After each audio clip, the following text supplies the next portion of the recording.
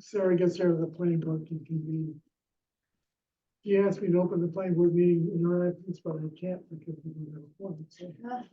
So, it being 6:37, I'll call this task force meeting to order. Let's see, Katie Hall, Here. Sarah Mellish, Yeah. Sarah Morse, Here. Ann Harrison, Here. Sandy Bodmer Turner, Here. Sue Philbrick, Here.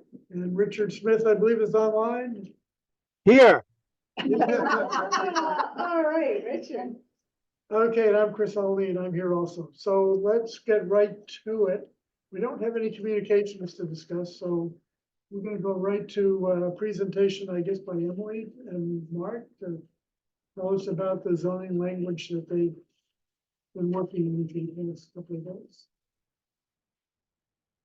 Do you want to kick off? Do you want me to kick off? I'll let you kick that off. I mean, I have the slightly updated zoning parameter chart.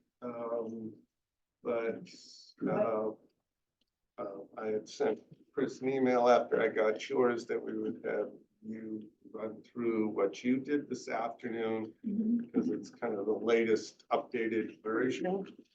And just acknowledge that we have received comments from several of the committee members for additional edits,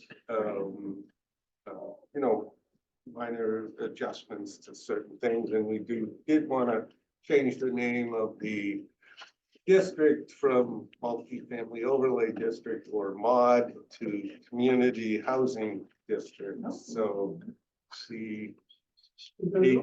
CHOD, Chad with the overlay district.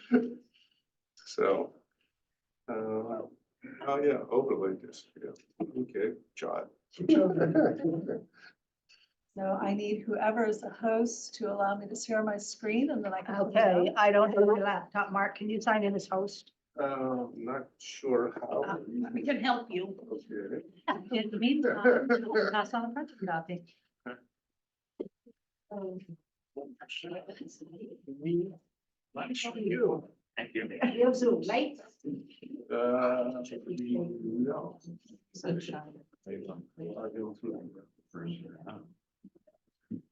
So just for people who are online, what is going around is a combination of my original memo to Mark and Chris, and then the edits that Mark made and sent to me yesterday, I think. And then I incorporated them into the original memo today, so that we have them all together. And it sounds like there'll be some more comments to incorporate, which is sort of what I was expecting. It was great. Can you log out and log back in as on our? Thanks. You're in room 2, Sarah. Yep, Okay. you're in Zoom? I'm in Zoom. Okay. Join meeting. No, log in. I'm already logged in. Can you unlog in? Sure, okay. Okay. Yep. Communications, 2. .ma.us. And then it's capital S. EASIDE. Numeric 1, exclamation.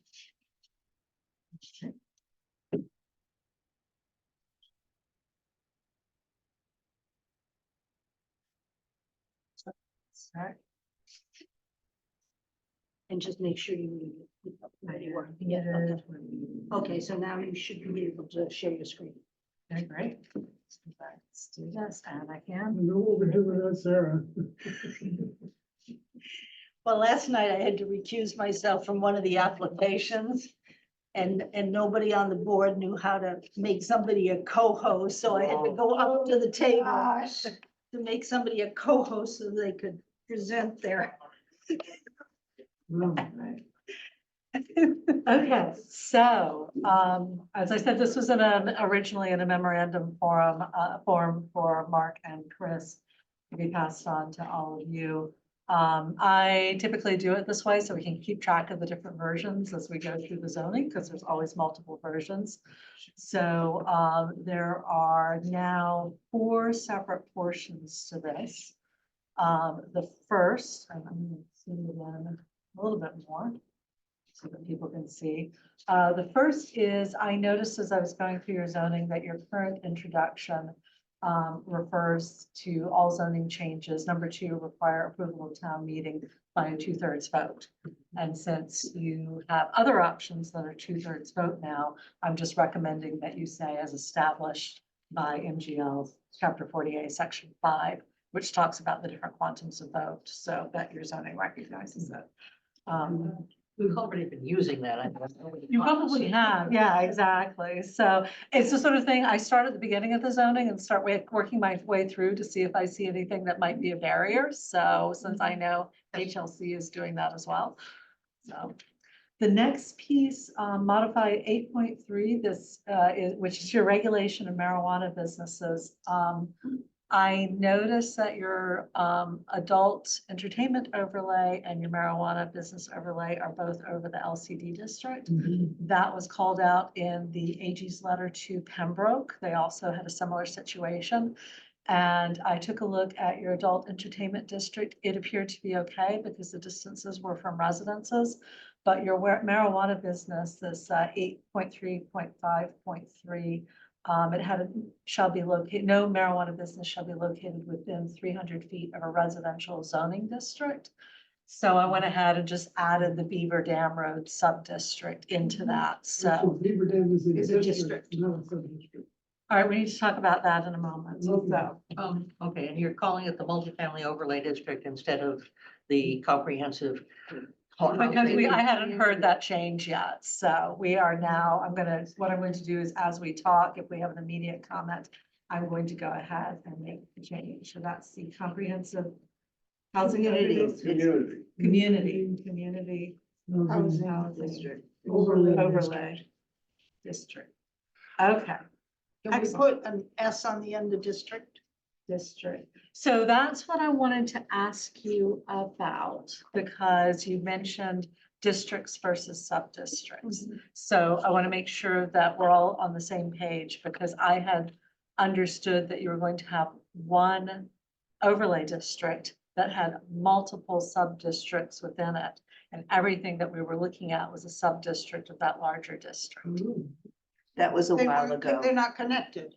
They don't have to be connected. You've got an overlay district, and the overlay district Oh, has We, smaller, So as long as 2 sub-districts touch, this, HLC will count those 2 together. right, absolutely, Oh, but see okay. but Well, those because are, that's what Okay, I think at least my confusion was, is that I thought where we had 2 sub-districts, we have to have a name for the overall district and then separate sub-districts. But I see what you're that's saying. what I I was thinking. think my understanding is you can have one multifamily district, and then each separate piece is a sub-district within that. You happen to have a couple of sub-districts that are touching each other. If you'd rather do it the other way, the way that you had it in yours, that's fine. I just didn't realize that was the direction you were going in. Well, I think that's a thought that conversation. the law was talking about 5 5 acres and contiguous, Right. and when they were referencing districts, so it seems like if the districts aren't contiguous, they can't be the same overlay district. That's where I. Right. Okay, so then the way you had it worded in yours, we just need to talk about that. I can change that. I can make it work the way you had it. No, I Can just- we change the names of these districts so that Yes. they're? Yes, Clear. yeah. Well, we'll get to that in just a few sections, but yes, that is totally up to you. So community housing overlay district. So here's where we're going to start. This will be the community housing overlay district. I put it in section 9.4 because that's where it seemed to best fit. So we have the purposes, throughout here, if it's gray or yellow text, it's something that Mark brought in. If it's a red cross out, it's something that Mark deleted, just so we know where things are coming from. I like to track input. So your purposes comply with the requirements of chapter 40, section 3A. And then, for other purposes related to why you want housing in your community. Yes, Do you want us to jump in as we're going along, or should we wait until Emily's finished? it's up to Emily, I think it's easier if we jump in as we go Yeah. along. Okay. Make Yeah. this a dialogue because we can. Can I Thank you jump for in? asking. Jump in, jump right in. Okay, so my view on purpose is we should delete everything after 40A in the third line. And the reason for that is that the only reason we're doing this is to comply with the statute. And if we put all of the rest of that in as worthy goals as they are, I think we take our eye off the ball. And I don't expect this to happen. I think the state is going to prevail in their litigation against Milton without a problem. But people are already asking, so what happens if we pass this and then the law gets changed or the law is declared invalid or XYZ? And so I think that it's important, and this is just my opinion, to tie this zoning that we're doing with this particular bylaw change to the statute. I agree with that. I agree with that. Well, I disagree with that, because I think we have to say that, of course. But I think if you don't give people a positive reason to do it, stated in the zoning, I think it's a mistake. And I think I would suggest, I think some of this is like fixing all the problems of the world. So personally, I would get rid of 3. I might get rid of 5. But I would say in 2, I think it's very important to tie back this effort to what the town has said its goals are. So in 2, I would leave it as it is and add, so allow the production of a variety of housing sizes, access to new housing for people with a variety of needs and income levels as identified in our housing production plan and our master plan. I think it's a valid point, Sandy. However, I don't think our committee would exist if the 40A law hadn't made it exist. And I think. Therefore- Yes, Gar, I completely agree. And I think honesty is the best policy here. We're doing this for one reason. If we were doing it for those other reasons, we would not be doing it exactly this way. We would be doing different things. And we would have a different set of guidelines to guide us through what we're doing. We're doing this for one reason. Right. Well, I think that the state made us do it argument is, I think it's a losing thing, town meeting. I think if you don't Oh, I say don't to think people, so. oh, I do too, because I do very much, because if you don't give people a reason to vote for, but you only say, well, we made, they made us do it, we've got to do it, as opposed to saying, look, the planning board has attempted to deal with the housing problem, which has been identified for a number of years in the town. And it has struggled to do that, and it has failed to do it. And so this came along. Is it the best set of tools? Is it the best opportunity? No, but it's an opportunity. And so it gives us a chance. Because frankly, sitting here, if I thought doing what the state required would harm the town in some way, I would vote against doing anything at all. So I have a suggestion. Yeah. Actually, I think it is a bit cynical to say we're only doing this because the state's telling us to, but we're doing something else too, which is we are attempting to preserve the character of the town. And I think we can say that as a preface here. Mhm. And we Yeah, can say we're But doing you it. wouldn't vote for this if you wanted to preserve the character of the town. You'd vote against this because that does preserve the character of the town. Well, I think we can No, say it that we doesn't. preserve the character of the town by selecting dense districts with small lots. And We can explain the mechanics, but The- do you think I think. Do you that- think we would have developed this if it weren't? Well, I don't know. I mean, it's hard to say. And- What we've uncovered in the process of doing this is a lot of need for tweaking the zoning in the town to make things work better. And I don't think that this exercise has been fruitless. And I think there are, the thing everybody forgets is that one by one by one, modest homes that, modest, well, in this town, that sell for 750 are being knocked down and replaced by, houses that sell for several $1,000,000. And so people who have lived in town their whole lives, their kids can't come back here and live But we because don't there's know no way that to this is afford gonna- that. I don't think this is gonna change the pricing in Manchester any. I'm sorry. Well, I don't know. It may, but it may not. I don't know the answer. What we're zoning is to allow something other than single family zoning to happen. But we already allow it in the general. Sandy, Well, Sandy, with- those are good goals, but this is not, we would not be doing what we're doing if it were not for the state's compliance. We would be doing something very different. And you can see that in the very decisions that we made. We well, have, we would not be doing. and I don't think you can, and I think you're going to get lost in an argument with people if you try to stick to anything other than the truth. Because what we did was, as I think Chris pointed out, everything that we could to do two things simultaneously. One is meet the state's goals, and two, preserve as much as we can of the town's character. And those you can stand up behind. But when you start to argue that what we've done is to preserve, is to create more cheap housing, if we'd wanted to create more inexpensive housing, we would have put 400 units out in the LCD. We could have done all kinds of things that would have been much more effective at reducing, or if they would have been effective at all, would have done more to reduce housing prices, but we didn't. What we did was something quite different. Richard, I hate agreeing with you on anything, but I I know completely. it must gall you, Gar. It does, but I 100% agree with you. So I'd like to hear Emily's take on this. 'Cause I don't- I have a question, Jenny's got some- which is this two questions for Emily. Is this pretty much boilerplate language? Yeah. Is this language that the EOHC would like to see?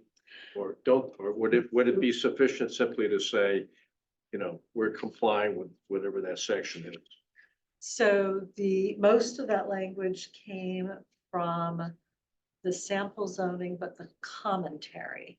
When we did the sample zoning itself, we left the purpose blank because it's really a policy statement for each community. But we had several examples in the sample zoning. I brought them forward because I knew we'd want to have a discussion. I wanted to give us something to discuss. That's right. I will say, though, that when you were starting this process off when I came in, because obviously you started long before I did, we did talk about the criteria that you were using for Yes. choosing where the districts were.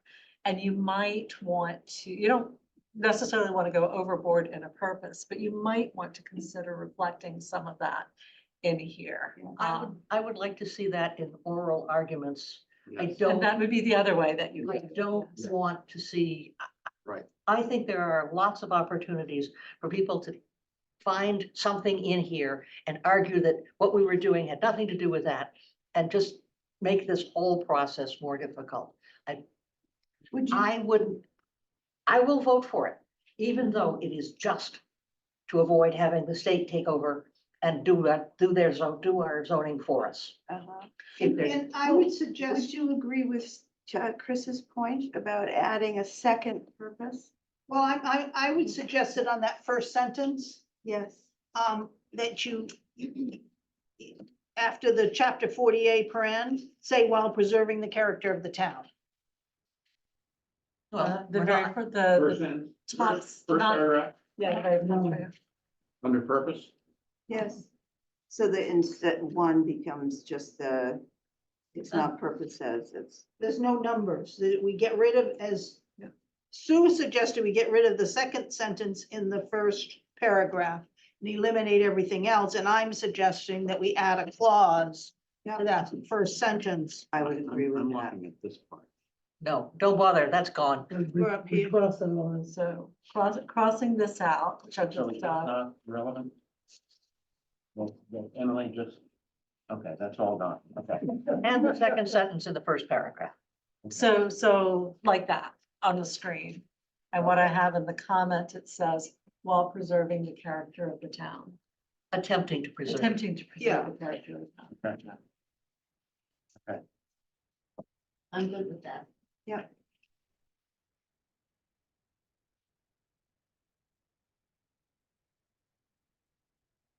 Sunny, are you okay with that? Yeah, Do you want to make it clear that it's the built environment that you're trying to preserve? The what? The built The built environment environment? is the character of the town, the architectural character, the physical. Just character? That's the character. I think most people know that, know what that is.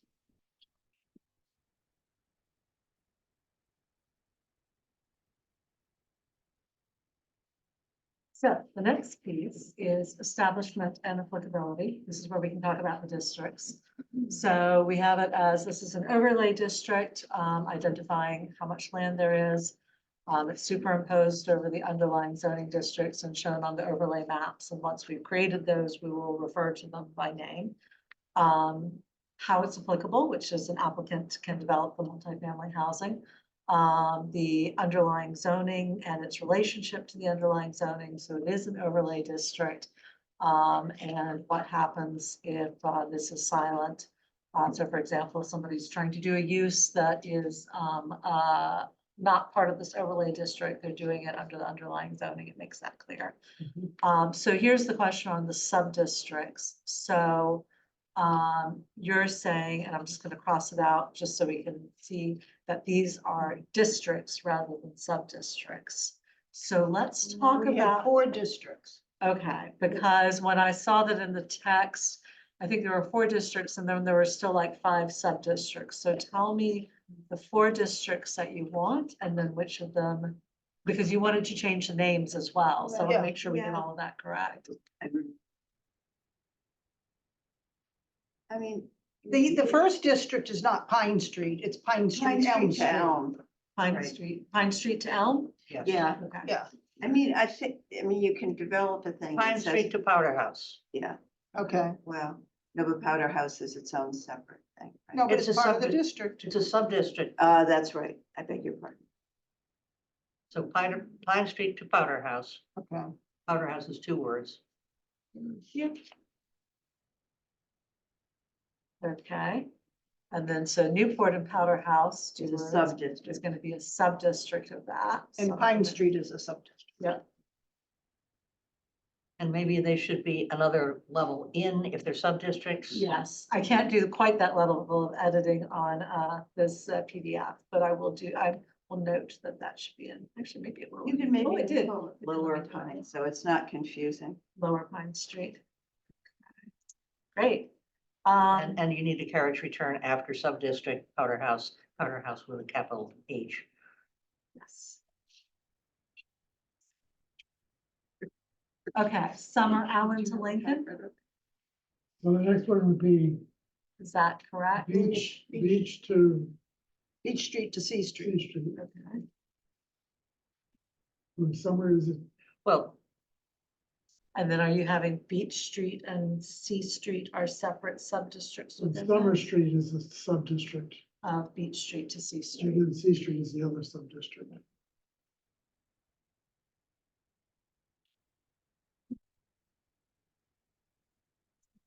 Editing is it's going to go into PDF, is it's going to be into text. There we go. Street, and then that means that comes out. okay, Allen. No, Allen to Lincoln is still a district. That's right. It is. So C Street it is would not a be, district. it would be Summer Street to Lincoln Street. No, You It's, get it's Allen to Allen to Lincoln. Lincoln, Oh, so we get rid of that Summer Street at the beginning? yeah. No, yeah. I think maybe we have a Beach Street Summer District or a Beach Street Corner Summer District. No, we've got Beach Street in the C Street You got district. beach to sea. Right. So I Oh, I have, so beg your- districts, I have Pine Street to Powder House, Summer, Allen to Lincoln. We're getting rid of Street to- summer. Right. We're gonna say Allen We're to just saying, Lincoln. that- okay, that's what I did not hear. There you go. That'll make All it right, clear. Pine Street to Powder House, Allen to Lincoln, Beach Street to C Street, Beaver Dam Road, 4 districts, Yeah. correct? Yes, And then 2 of our districts have sub-districts, Newport and Powder House, Lower Pine Street, and then Summer Street and C Street. Yes, Beautiful, I love it, perfect. okay. good. All right. So definitions are now at the end, so we'll talk about them when we get to the end. I tried to keep this tied to the sample zoning because I know Mark said he was going to go over that with you for. Let's back up just a little bit. No backing up. Actually, yeah, we can back up because we have Sarah's here, so we now have a quorum of the planning. board. Sorry, wait. Do you want to open the planning board meeting? Oh. I think we'll open the planning board meeting. Sarah Creighton present, Laura. Laura Tenney present, Sue Gilbert present. Chris Allen present. Okay, thank you. Sorry about Okay. Okay. trying to be in 2 places at one time. Always a challenge. This, we started with the discussion of whether we had one 37-acre non-contiguous overlay district or whether we have 4 overlay districts with Yes, sub-districts. that's correct. And 9.4.2 says the mod, which is the wrong name, of course, is an overlay district having, so I think, So I'm going to need to rewrite that. And I'm going to highlight it. okay. How are most communities doing it? Are they doing it as one overlay district with all these different various sub-districts? Or are they doing sort of what we were talking about? Because Most of mine have been a single district with multiple sub-districts. Most of the ones I've been working with. I do have some variations though. I have one where they've created a new district, but they're using existing districts as part of their compliance. So what we did was we just did a boundary around the existing districts, and those are, we have a subject for that one, there's a sub-district over here, there's a sub-district over here, but it's called one, this is the new one, and this is just showing the boundary that we're considering this to be part of the solution. That hasn't gone through HLC yet, but it should, from what we've discussed, it should be okay. For the others, they have all been one district. I'm thinking of the most complex one I've written to date. That was one big district and it had multiple sub-districts within it. Together, they all formed, there was, you combine 2 of the sub-districts and do 5 acres or. it oh made the- gosh, yes, this Or it one. made the 20 acres Yeah. and they allowed that. Well, this one, like that one, like you, is going to HLC before town meeting. So it was submitted maybe 2 weeks ago, so. My concern is that if we start by saying there's one overlay district and then people look at the map, they're going to assume that there's a contiguity. Right. And they're going to assume that we are actually zoning stuff that we're not talking about. Because let me Yeah. tell you, the level of trust right now is way low. I think that's fine. I think, now that you've explained to me what you're trying to do, and we've got it in the structure, I see what you're doing. I think that makes sense. I just need to reword that top sentence to take that into account. I'll do And- that.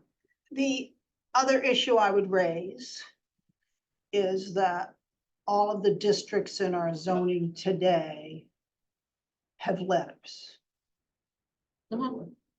Letters.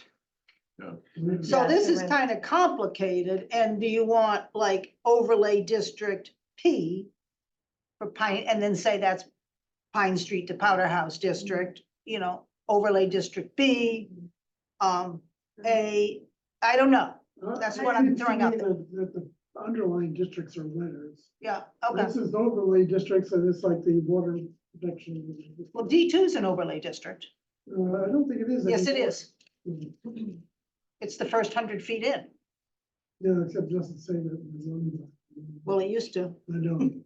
But it doesn't. I don't know. I think It's if we're drawn in out that a way. situation, as Anne says, of low trust, the simpler the better. Okay. And saying Pine Street, everybody knows what Pine Yeah. Street is, what Elm Street is, it's clear. The only problem, sorry, is that it's not all of Pine Street. We're saying Lower Pine. And And it's not A up. should say lower fine, A A should say lower lower fine fine. and firehouse.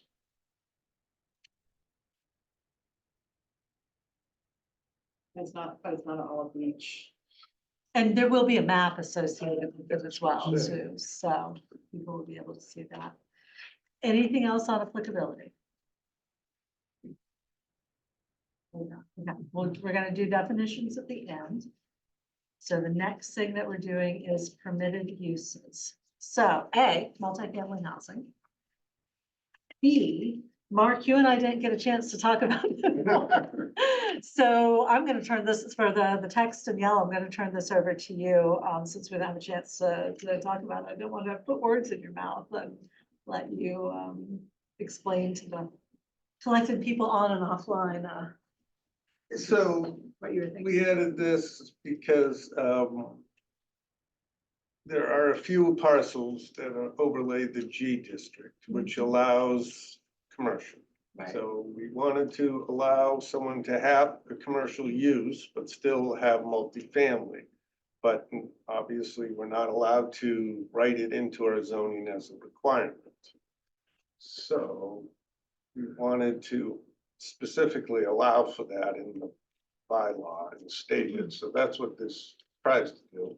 Says you can combine the underlying zoning district uses with the multifamily district. And if that underlying zoning district use is a special permit, you still need a special permit for that particular use, but not for a multifamily use. So let's say it's a dry clean or a restaurant, I don't know what's a special permit, but if it was, you would need to get that for what you're gonna put on, let's say, on the first floor. And multifamily would be by right, but once you get that special permit, the rest of the project would be reviewed by site plan. Right.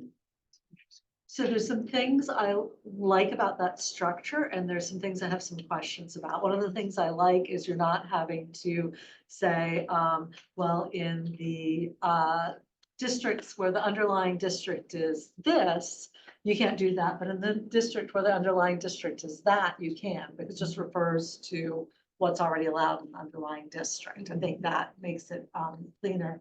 You know, the other way that you can do it, and this is sort of goes to my question. The other way you can do it is say in the following sub-districts, these commercial uses are allowed as part of a multifamily.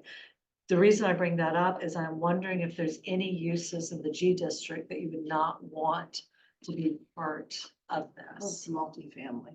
A part of a, you know, is there anything that you wouldn't want to be combined with multifamily in the G? Are all commercial and retail uses pretty much permitted as of right in the G district, Sarah? Well, they're listed out.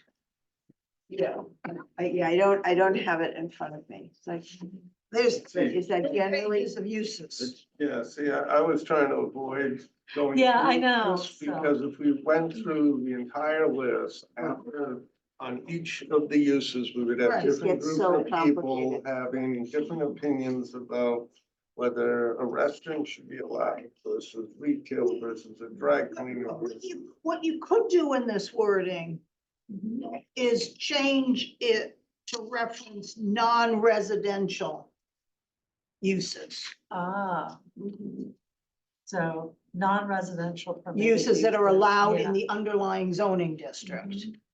Well, shellfish landing is allowed. Right. Right. I don't know if we're just gonna try to do that. Actually, people do currently. There's childcare So- is allowed in every district. Yeah. Okay. So you What- would change it to say non-residential permitted uses and. In the keep it- underlying And just leave zoning. it as it is otherwise. That's what I'm It's a nice thinking. finesse, it's a nice finesse to get The around. two examples that might be relevant would be a swimming pool, maybe a small pool, I don't know. In the G, I'm thinking of G district. That's an and- accessory use. But it's a by special permit, and the other one is a parking garage. So I have parking garage as an accessory unit. use rather. And I wanted to make sure we talked about that as well. Adding a swimming pool, and are there other accessory uses? What about accessory dwelling units? It's an interesting question. Do you allow accessory dwelling units with multifamily use? Well, it's No. very restricted, But would, and it fell down at the last town meeting to change it. Um, it's, you've got to have double the lot size and, Right. Employees. no, No, that's a well, that's different- separate. Right. By its very nature, multifamily is accessory, is, right? yeah, I mean, Is- I there's guess no the- such thing as an accessory. But I guess if dwelling you unit have a to 4-unit, could you put, the question is, could you put an accessory unit? No, No, that's not No. accessory, that's a fifth unit. no. How does this apply to the limited commercial district? Oh, that's probably Question, more that's a relevant. very good question. So, So if you had to have a commercial use in like an office building or it's probably most relevant in the LCD. So Gurley could put housing above the building. Gurley's okay, because you can have doctor's offices pretty much But anywhere. he's not in this overlay Yeah, this- district. this is Not not- necessarily. Oh, that's right, right. The LCD that we've got is the warehouses and the. Yes, and the But truck could trailers. somebody put in, a biotech company with housing above it?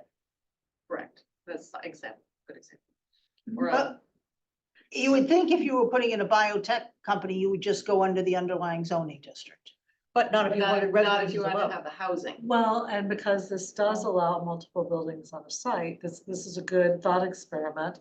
Could you have the biotech company in the front of the lot and the housing in the back of the lot? Is that a good thing? Is that a bad thing? I mean, Or it's this- like this a is- 5-acre small retail, mini Linfield Mall where you have some retail. It's only 6-acre lot. Okay, yeah. No, but a mini, like a specialty. Gas station. Or an athletic, We're gonna need one of those after we get rid of all An the athletic others. an athletic facility with housing on top of it, like a gym or a yoga studio or.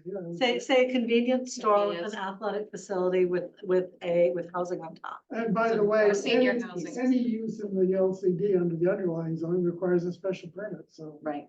So here's the question, and the reason I'm calling this out is I absolutely see why you put this mark there. It makes perfect sense. I don't normally mix the underlying zoning with the overlay district. I would usually sit there and say, okay, we're doing this overlay district. These are all the things allowed in the overlay district. If you want to use the underlying zoning, you need to go to the underlying zoning. You're not using both Yep. of them. And this, the intent is great. The language felt to me, and I wanted to check it with all of you, just like it was maybe mixing the two a little bit too much. And so I wanted to chat about that. So one of the reasons I think this happened was the people on C Street said, wait a minute, if you're allowing mixed use with this multifamily housing, does that mean you have mixed uses on C Street, which isn't a residential neighborhood? And we say no, because the underlying zone doesn't allow commercial use. So if the only place that you would want this to apply is the general district, which makes perfect sense because it's already mixed. Well, we may not want it in the LCD. I wouldn't, now that Yeah. you brought it up, I would exclude the LCD. I think Yeah. so too. I'm wondering if you exclude But we have- everything except the general, But maybe. we have several properties, general district and beach, well, beach. Elm at the Street Corner, has- yeah. It has And commercial. Elm Street has several properties and Summer Street has several properties, so. But if we talk in terms of the underlying district, then it's really only G that we want to allow this. So then what I might do is reference the sub-district, your districts, not your sub-districts, your districts that are already in the G district and point that to Those them. parts, some of the districts, That's too Well, broad. yeah, Yeah. yeah. but Instead of underlying G district, just be Mhm. specific. Yeah. to Yeah. that district. Yeah, I think That that is is- a great idea. Okay, and I think that is now, instead of being, I think that's now called District G District G, okay. rather than the general district, that it always was. All right, so we will wordsmith that to make sure that works. Accessory units. So parking, including So- surface parking and parking with structure. So we're gonna allow accessory uses as we do for other residential uses? That's my question to you is, or should there be other accessory? units in Childcare there? and all that stuff that's. Swimming pool, if that's considered an accessory. Not everybody calls it out in their, like a swimming pool out in their table of uses. So sometimes it's done. Well, we without- require a special permit. We don't want to require a special permit, but we do. It's a very sore point.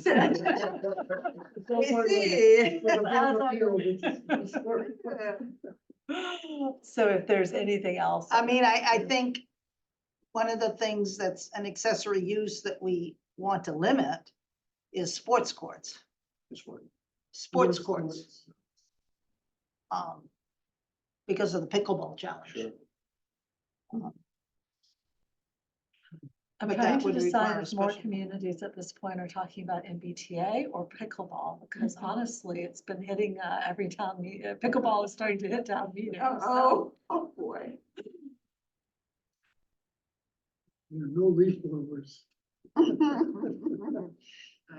So then let's think about the implications of which of these districts would be more likely to have something like, or want something like a sports court or a swimming pool. Again, if you don't already call these out in your zoning, there's no reason to put them in unless you want to have that restriction. Well, they require a special permit Okay. today.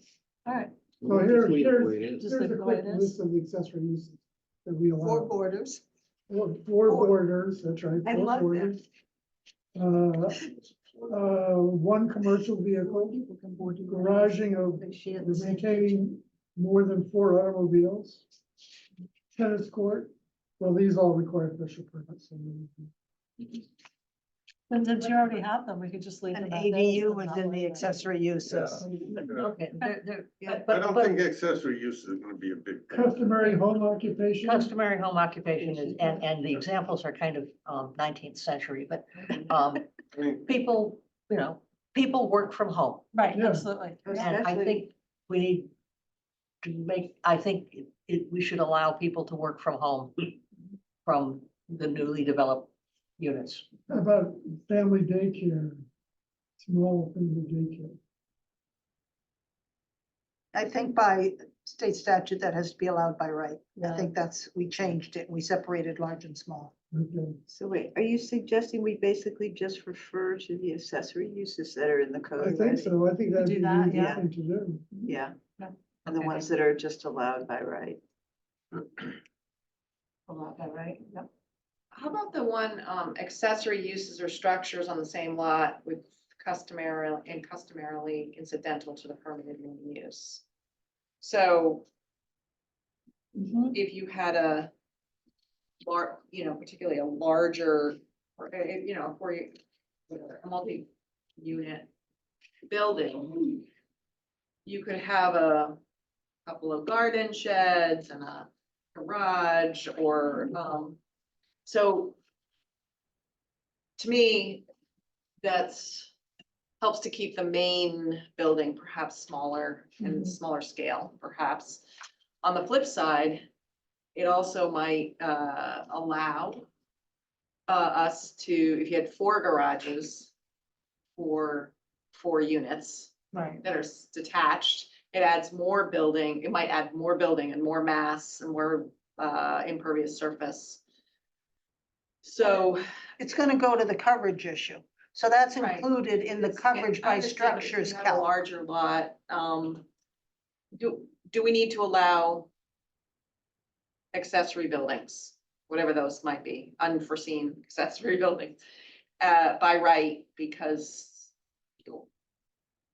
I think of it for a 3-family home, if they want to build a is garage. by for right. their cars, I Yeah. think it should be. and the underlying zoning would allow it by right, so I guess we can't restrict it.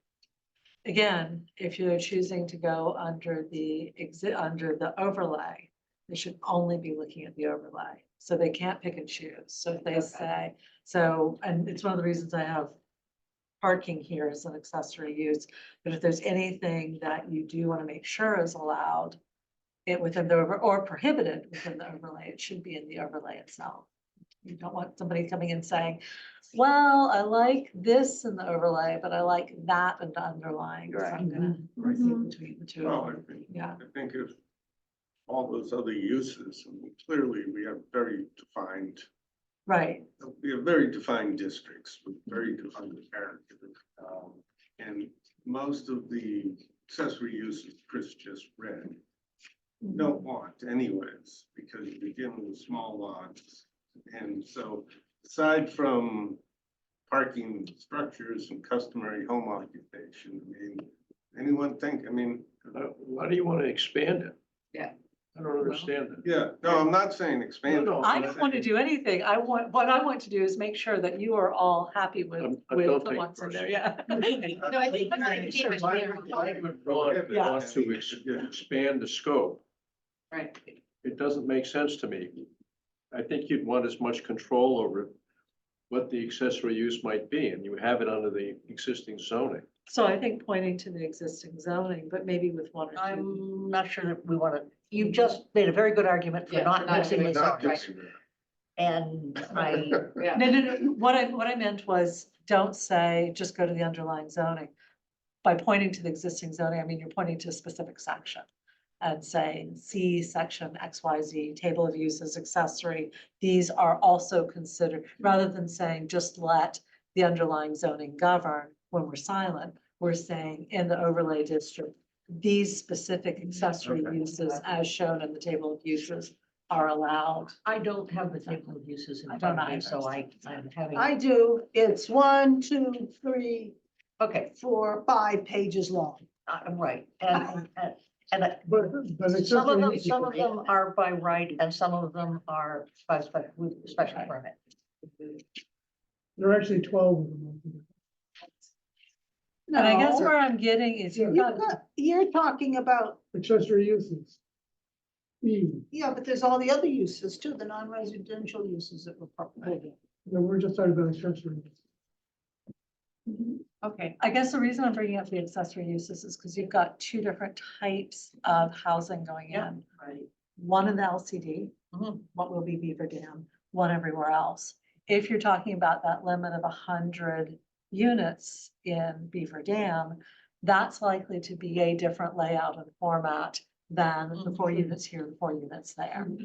Do you want to allow them to have amenities that would serve up to 100 unit complex that are maybe not also not in the other sub-districts? I'm Be like trying to get to, 22. yeah, exactly. I'm trying to get to the character of what's being built in the sub-district, in the different types of districts rather.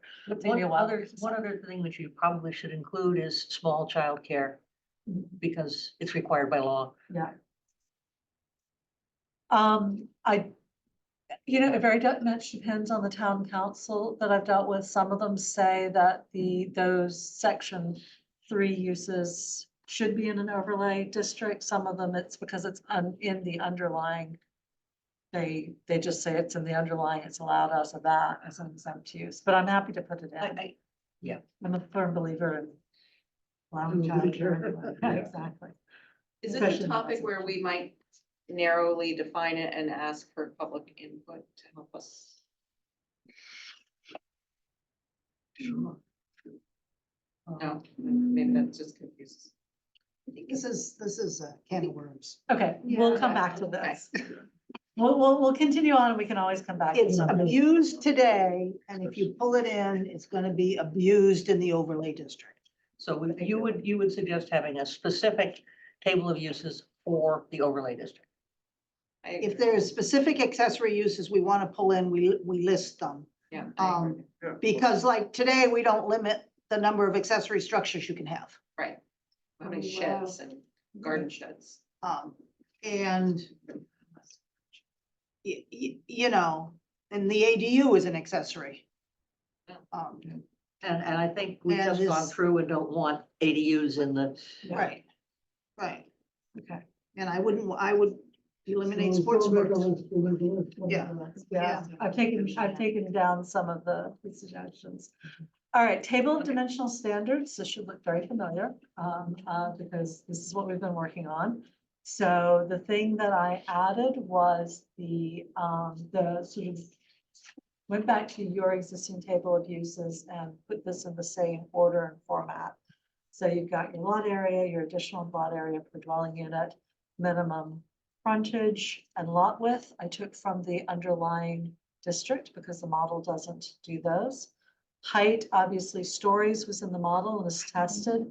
Feet, I went and looked at what you had for those same number of stories in your underlying district. There's a problem with your title on Newport to Powder House, Well, I'm gonna have to fix all of those. because this is not Newport to Powder House, because that would include Pine Street.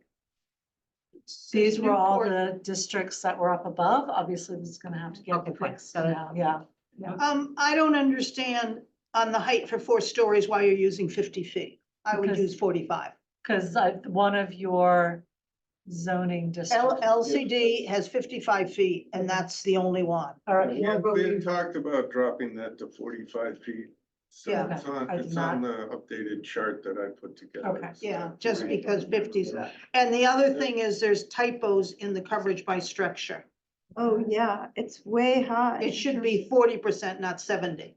okay, And so, that's what's in the Yes. parameters. Yeah. So I've updated this here okay, with, the updated, lot coverages, building coverages, setbacks, because I made a few additional changes which didn't happen to adjust in the model, so. see, I took this from the last model. that was So, approved. Yeah. yeah, so So I if, can just give you this and you can update it. I will also then need to update the model. We Uh, never yes. had 70% I- coverage by No, structure. I- in the That's model. in the It's like model. those numbers, the never had that. 60s Those numbers are in the model. Those numbers are in the by model. structures and impervious surfaces. Yeah, those numbers are. The These 40% numbers, is. the correct numbers. I are will in need the to have, model. okay, And. when I get that, I can double check. And what I also did, just so everyone knows, I made the setbacks for Pine Street at 15 feet. And instead of 10, and I made the setbacks for Allen to Lincoln, 15 feet as well on all sides. And C Street is 10 on all, in the front as well, and that did not change any of the unit counts. Okay, so, all right. I'll give so it- give I'll me Do you have that to pass around? Yeah, it didn't print out in color, but I have plenty. So what are the, what are the rear setbacks that you That's have? All right, What, what's the rear setbacks? for which district? Any of them? The rear setbacks, well, are 15 feet for Pine, 10 for Newport, Powder House, 10 for Huge, 10 for C, 15 for Allen, and 50 for Beaverdam. Maybe it's the MLA. She's gonna have to. Yeah. This still has the 70. Anybody missing one? Are you missing one? Coverage. Sarah, did you get one? I've got an extra here. There's an extra. Chris didn't get one, I don't. think. All right, great. So Mark, we will double check all of these again. Yeah. That's terrific. And using 70 these is building in this and- paper, Mark, you got Okay, the numbers okay. that you've seen Yep, before it in terms didn't- of. Okay, fine. Yeah, the little adjustments I made didn't change the unit counts in the model, because I did it in the model. Okay, did they change the densities? No, it didn't change. Change the density. Yeah, the Great. unit counts. I have a question on the minimum, additional lot area per dwelling unit with 3,000, 3,000 per dwelling unit for Beaver Dam Road. If I multiply that times 100, I get, what, 300,000, right? And is the lot that is the district 300,000 square feet? 200. Well, no, the minimum is the 5 acres, but the lot Yeah, itself. seven. It's 43,000 square feet Yeah. per acre. So it works out to 110 units, but we capped it Okay. at 100 units. Is what it does. Yeah, but because it's a minimum 5 acres, Mhm. it looks like you can't get the 100, but you can. Yes. So I actually had a question on that, but before we get there, Mark, I'm not seeing the additional lot area per dwelling unit on your table. Is that still? It's the about- second Oh, one yeah, I down. didn't, No. I don't have that, I just That's said, minimum lot size. Yeah. Okay, so, but you still want it in here? yeah. Okay, all right. I just want to make sure that I'm comparing apples to apples. Yeah, because we don't have caps on some of the units. Right. I mean, and some of the districts, subdistricts, Isn't that the whatever. only one? What? Isn't that the only one we have capital? Mhm. We have a cap Oh, on no, 3. we go on C Street and then. Everybody else is a cap of 2,000 except for Beaver Dam Road, which is 3,000. Was my other question on Beaver Dam Road, I know you're modeling it with the minimum parcel size being 5 acres. I just wanted to double check that that was the intent. You didn't envision it being subdivided at any point. You would assume that. it was Well, that always- was the point of doing it I'm just 5 double checking, acres yeah, so that it just- can't be subdivided. Okay. Because that, I believe, is the minimum lot size currently in the LCU, so. You know, we're trying to change this limits. It made a difference to some of the other things I was looking at as to If whether you- it's if you- subdividable. If you subdivide it, then you're allowing 100 per subdivided lot. And we just want a cap on total of 100 on the Right. whole parcel. Okay, multi-building lots, we're allowing more than one principal building. Building unit caps, we have on the chart, Mark had put in, thank you, Mark, because I'd forgotten to do that, so. Had put in the text that, how many units were allowed per lot. Or This per is saying building. okay. The first one is building, the second. How one did we is- come up with the 4 units max per building? I thought we were Yeah. kind of talking 3. Well, we had talked about. Yeah, we had talked about 4, but. So that someone would have, if they wanted to do 5 as the cap on Pine Street, they would have to do 2 and 3. Right. Or they could do 1 4-unit. Did you check to see that those lots would allow enough buildings to get to the capacity? So for example, just, I'll make it up, say you had a lot that's showing a capacity of 6, but you're only allowing 4 units per building and the lot itself can only hold a single building. You're losing, you will have a restriction where you're losing 2 units. Well, the cap is in the model, so. Yes, but it's on a parcel by parcel basis. I'll have to go, okay, I'll have to go back and just double check. Well, how do you Mark? model this? Well, the model's not necessarily going, the model doesn't look, the way the model works is it's not gonna look at, can you have a building footprint and a building footprint? It's just calculating the total area.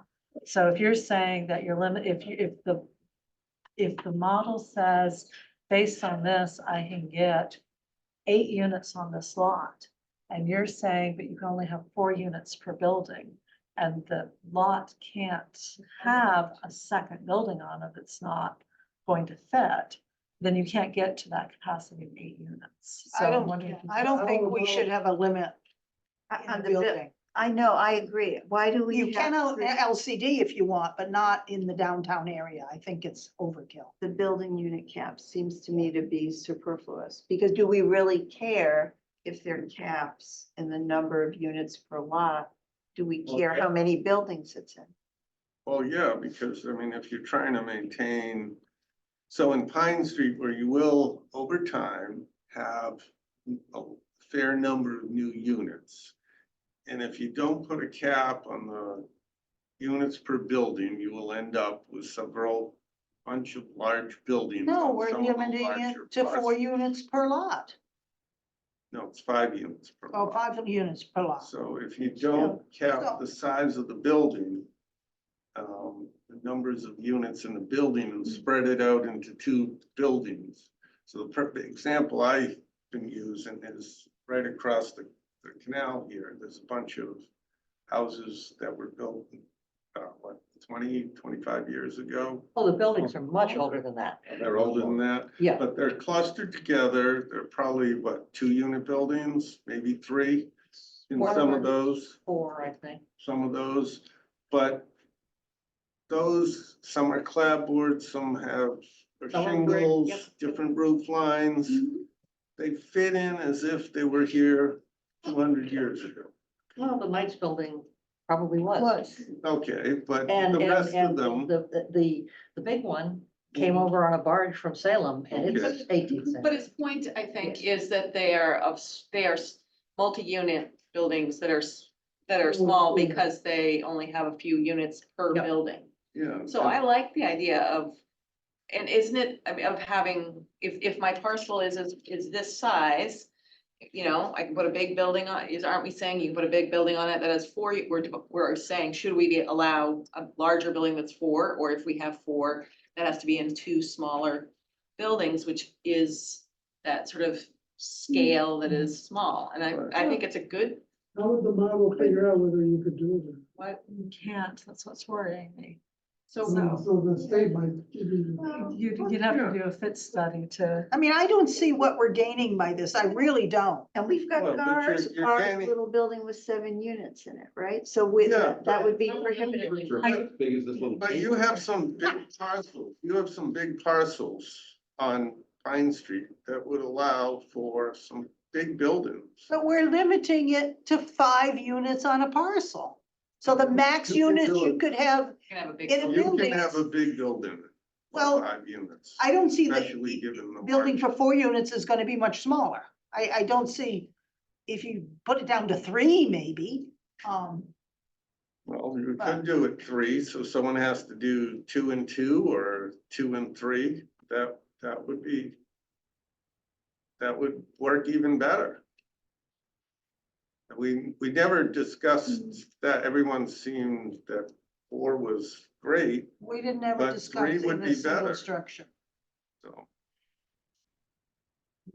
well, I can go back and look at the model and see how many parcels it might affect, and that would be worth doing, so in those areas. But I was, How does that model, how does it matter? It does. If I have a 6,000 square foot building lot, Mhm. and a unit in the model is 1,000 square feet. yes, yeah. So I can put up a 2,000 square foot building and if we're allowing 5 per, and a 3,000 square foot building So with each of those, you would have 1,000 square foot footprint, You have right? to have parking and access. Right. You have open space requirements and building coverage requirements. So we'd have to just figure out. does that But I all would work? argue that your footprint is essentially the same if you're limited in height to that same 2,000 square feet, but just a larger mass. In a single Yeah. building. In a single building. And so, but to Mark's point, the market is for not 1,000 square foot buildings. It is, you know, it's most of the market, I think. I'm not a developer, but Mhm. it seems to me that a 2,000 square foot. I mean, I talked to Lee Delaker about his things over in Ipswich, wherever they were, and he said, nobody wants 1,000 square feet. They all want 2,000 square feet or more with all kinds of amenities.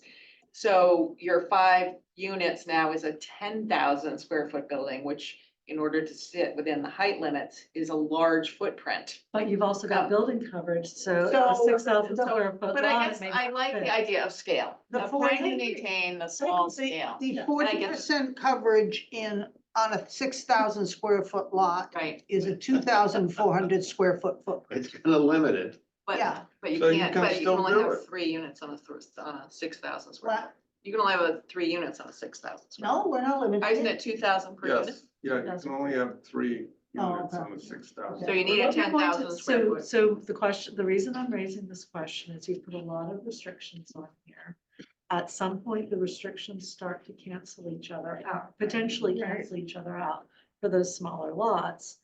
We're not the only ones who are looking at this. So before it goes, and the good news is you are sending this to HLC before you're sending it to town meeting. So if they catch it, you'll catch it before you go to town meeting. My point is, if you put so many restrictions on it that it appears that none of the units could be feasibly built, then HLC is going to call that out. And so I'm just trying to call it out in the discussion before we get to But I would HLC. argue, so you need 8,000 square feet for 4 units. Mhm. So you do 2 twos. Each footprint's 1,000 square feet Right? in the model. Yeah. So that's 2,000 square feet of building coverage, which is Less than 40%. less than 40%, Less than- 25%. But why are you, I still have an issue why you're using 4 units. If you're going to dock 3 and 2, why not use 3 units as a max in a structure? Well, that's, that's even better, is my point, is that that's even better for maintaining the character of what Can we we're test trying it to for achieve. both 4 and 3 and see what happens? Look at that, yep. You know, all this makes me think of a walk down Magazine Street in Cambridge where you walk past a 6-family and then you walk past a 3-family and a 6-family. And those 6 families are huge looming structures. Well, so are our single families. Yeah. Right next to Nomo Street. Okay. Yeah, well, you got a point there. I mean, All right, so we will look at that and come back to you with the answer on that. You've got the no more in the Pine Street subdistrict. You have no more than 5 units may be constructed on a lot. In C Street, no more than 4 units on a lot, and Beaver Dam Road, no more than 100 units on a lot. We have setback requirements for accessory structures, which pulled from the zoning. Mark mentioned that he adjusted it. All of those are fine. We have a different set because Beaver Dam, and this is why I was asking if you were looking to subdivide, right? Because Beaver Dam Road is much larger district, so we have different, much larger setbacks, exceptions for chimneys, ventilators, towers, et cetera. Exceptions for renewable energy installations. Well, Yes. 35% is, that's a big chunk of the roof. yeah, we don't allow that. I think it's 10%. We don't have a percentage, We don't have a percentage. but we're very strict on it. We can't have any, we've forced people to make them smaller. So can we put a Because percentage you- limit on it? Because it's a lot easier if you can check a box to say Mhm. it was met. Less than 10%.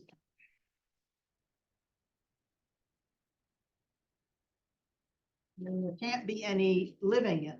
Right, yes, it's not allowed for living purposes. It's not allowed for,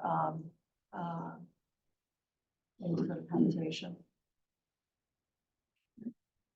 Percent. I can live at 10%. I don't know what that means. Exceptions, renewable energy installations, are we fine with those? There's no percentage. Look for a solar array on Well, we your. hit one out in Kingsway that we forced them to make it small. Eco roofs, energy storage, et cetera? Yeah. Okay. Off-street parking, 2 spaces for Beaver Dam, 1.5 for the rest. Obviously, I need to change the sub-district. Can you, Yeah. that 1.5 per residential dwelling unit, We have to round up. round up. Fractional share is rounded up. That's quite important. Fair enough. Can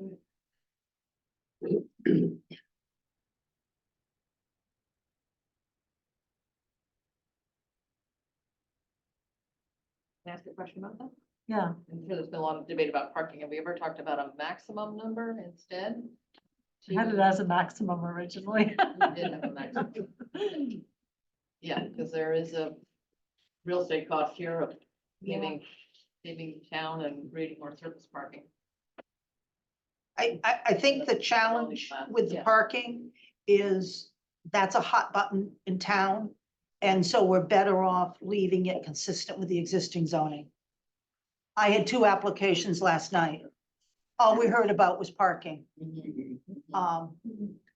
You know, and the problem is based on 1.5 spaces per residential unit.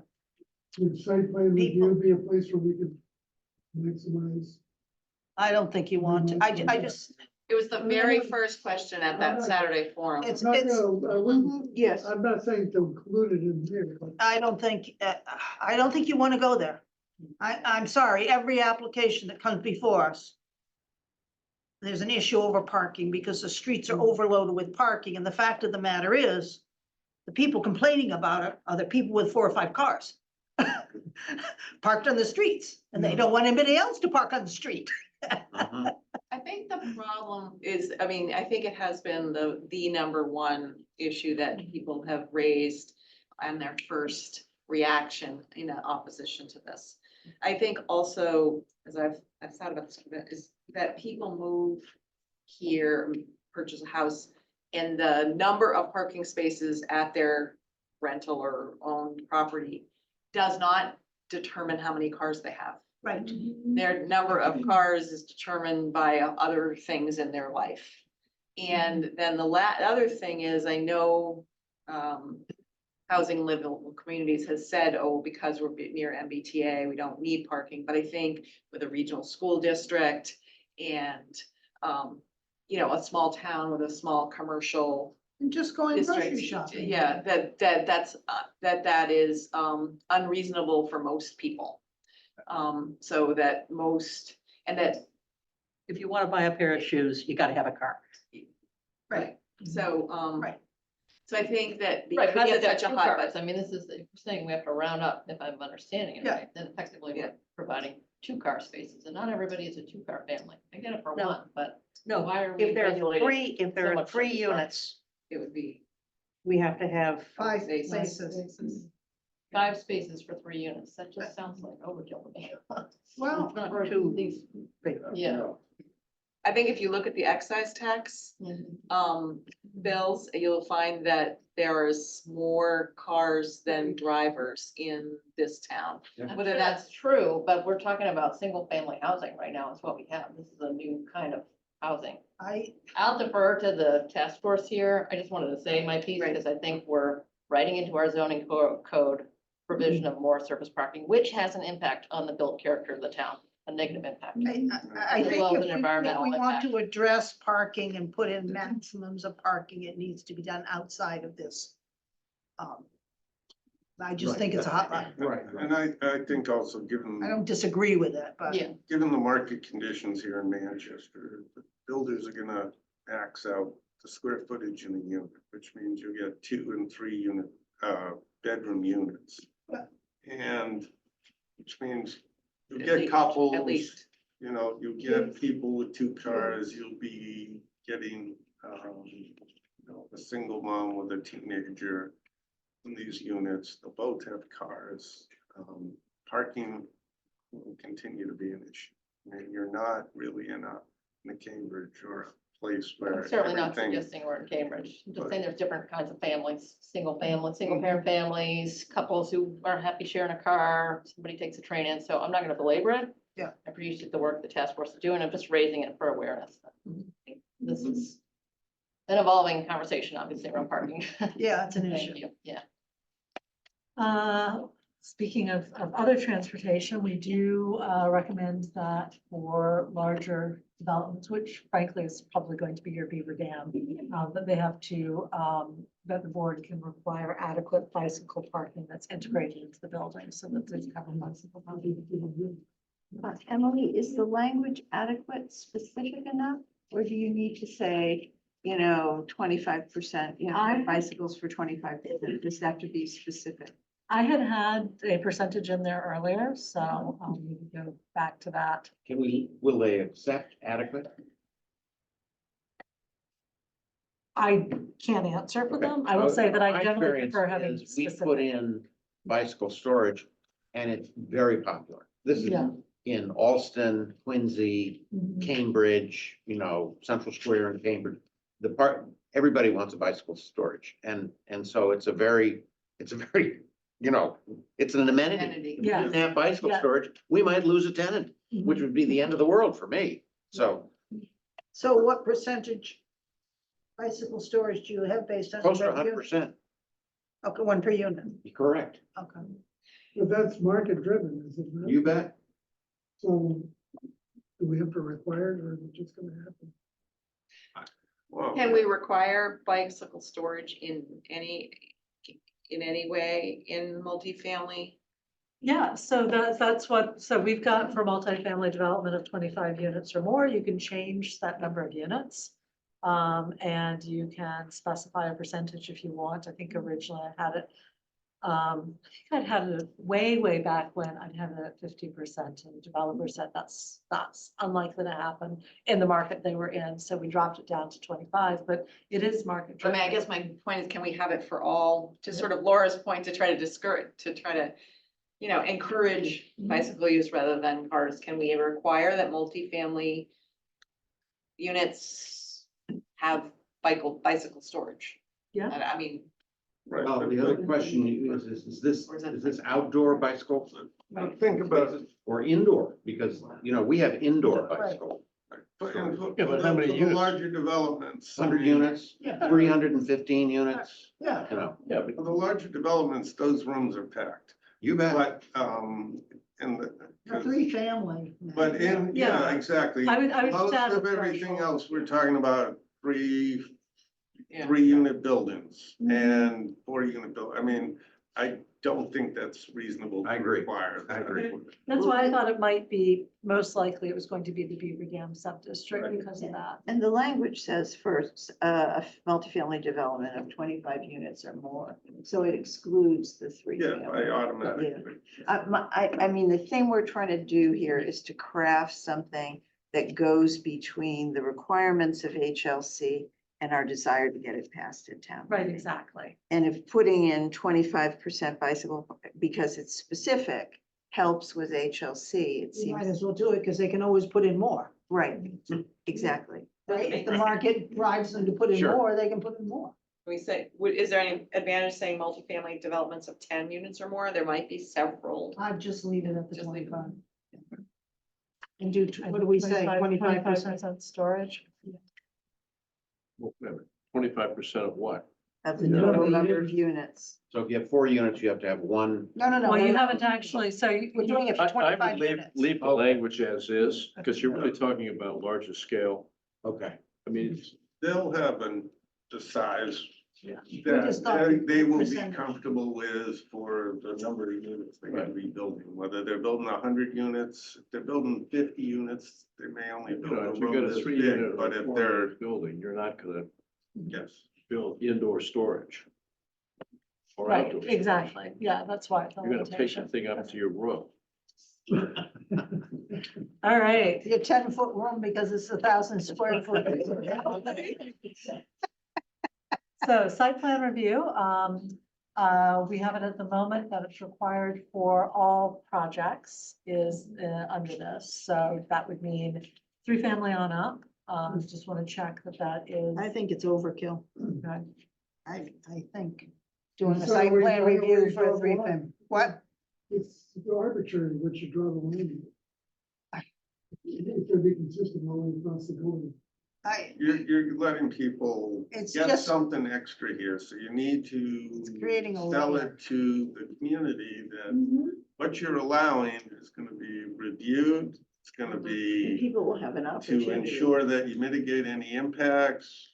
You can Design require some guidelines. Screening, a fence, Yes. review design guidelines, whether it's 2-unit buildings or a 8-unit building or a 25. Salesman. All right. Permitting authority is the planning board. So the procedure and submission requirements, so we're starting to get into the section where I'm, reviewed your existing zoning requirements and I'm pointing to it. And if I'm not pointing to it for a reason, I call it out. So here we're saying, look, you've already got this. These will apply and we're going to add some additional approval requirements below. And basically that allows us to put in the development standards or design guidelines or both later in the document and have them say that they apply. That's all that we're trying to do here.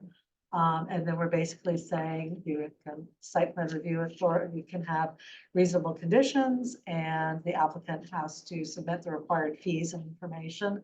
So no sneaky complaining that you have to give me my site plan review and I haven't paid my fees or given you all the information that you requested. And the project also has to meet the development standards that we're establishing later on. And then the other thing is that you can phase the project. Again, this is probably more likely to be Beaver Dam but you have to submit everything all at once. You can't come in and do a little bit at a time. So and that's also important for the affordability requirements.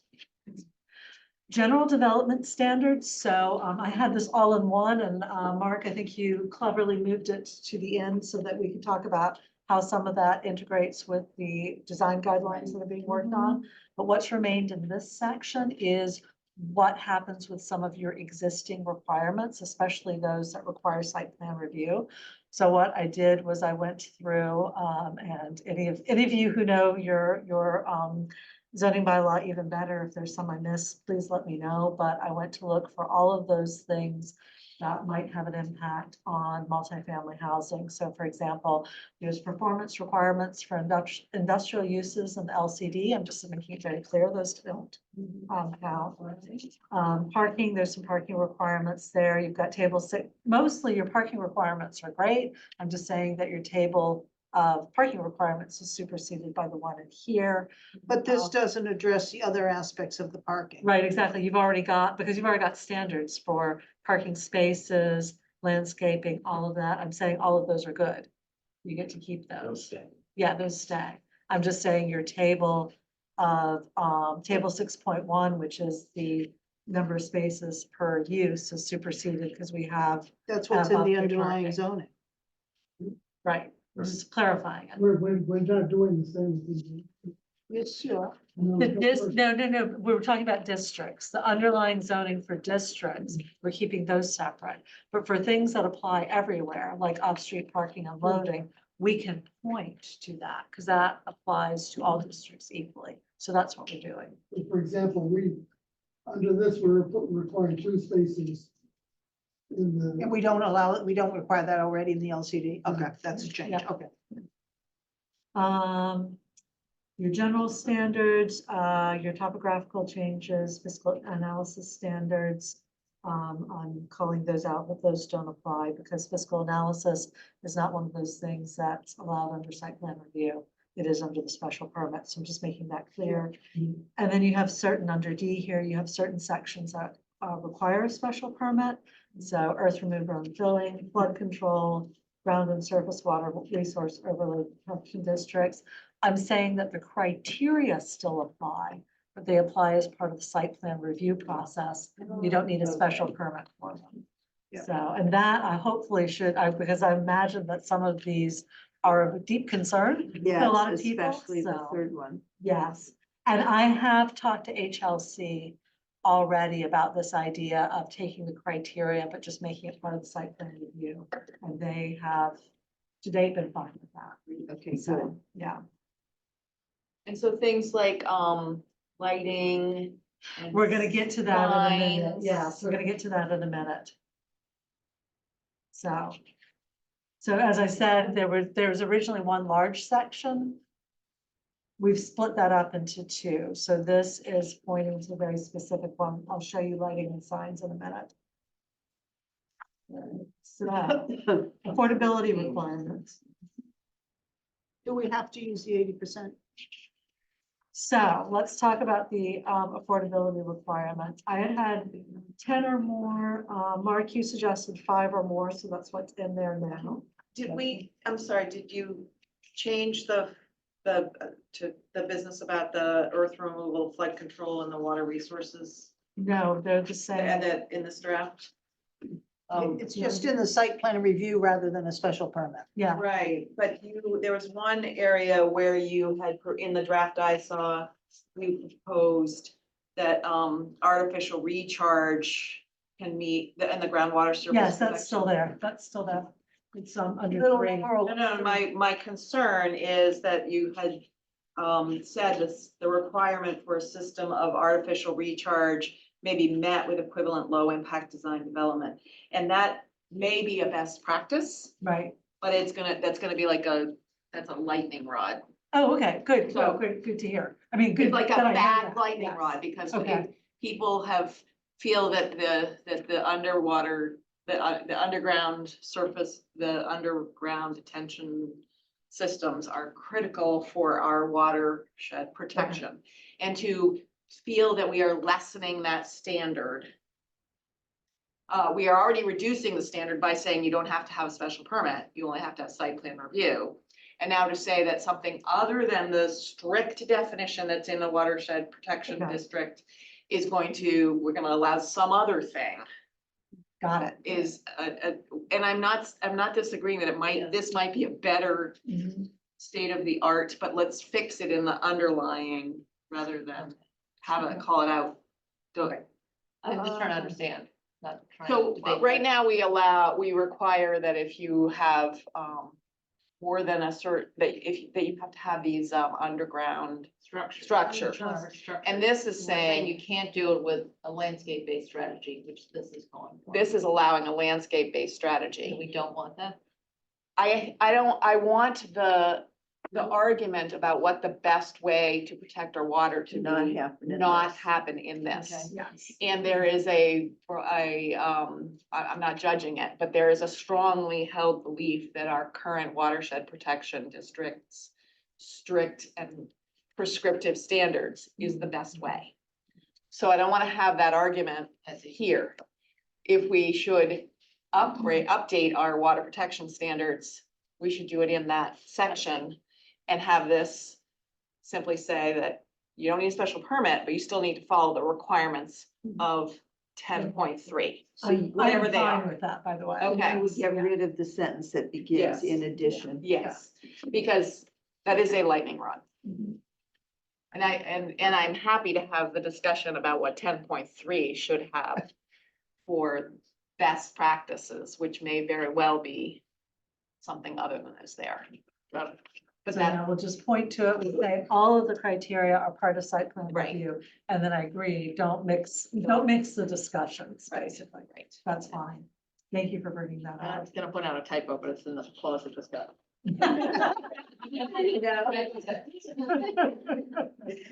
I'm excited. Sorry to digress from. No, I'm glad you caught it there, because otherwise we might have missed it. Affordability requirements, so I had 10 or more, Mark suggested 5 or more. You mentioned, so what we've got now is still affordable to households earning 80% or less of AMI. I had the 10% of units, you haven't yet done your EFA. Right. But Mark, you put in 20% because that's the goal and that's fine for now. But just know that whatever you do here, you need the EFA first. So really, this is a placeholder. But do we have to do the 80%, What were you thinking? something lower? You need your EFA. So I mean, if you want to put something aspirational in here, that's fine. But just know your EFA is going to have to justify either a deeper level of affordability. So it could be either or, it could say, Yeah, So the planning board at the last meeting voted to have the EFA completed. Yeah. And so I sent you my today I contract. just got the Yeah. contract. I'll let Greg sign it, send it back and get that underway. And so as it goes through, can just keep in your brain maybe we can go less than 80%. Right.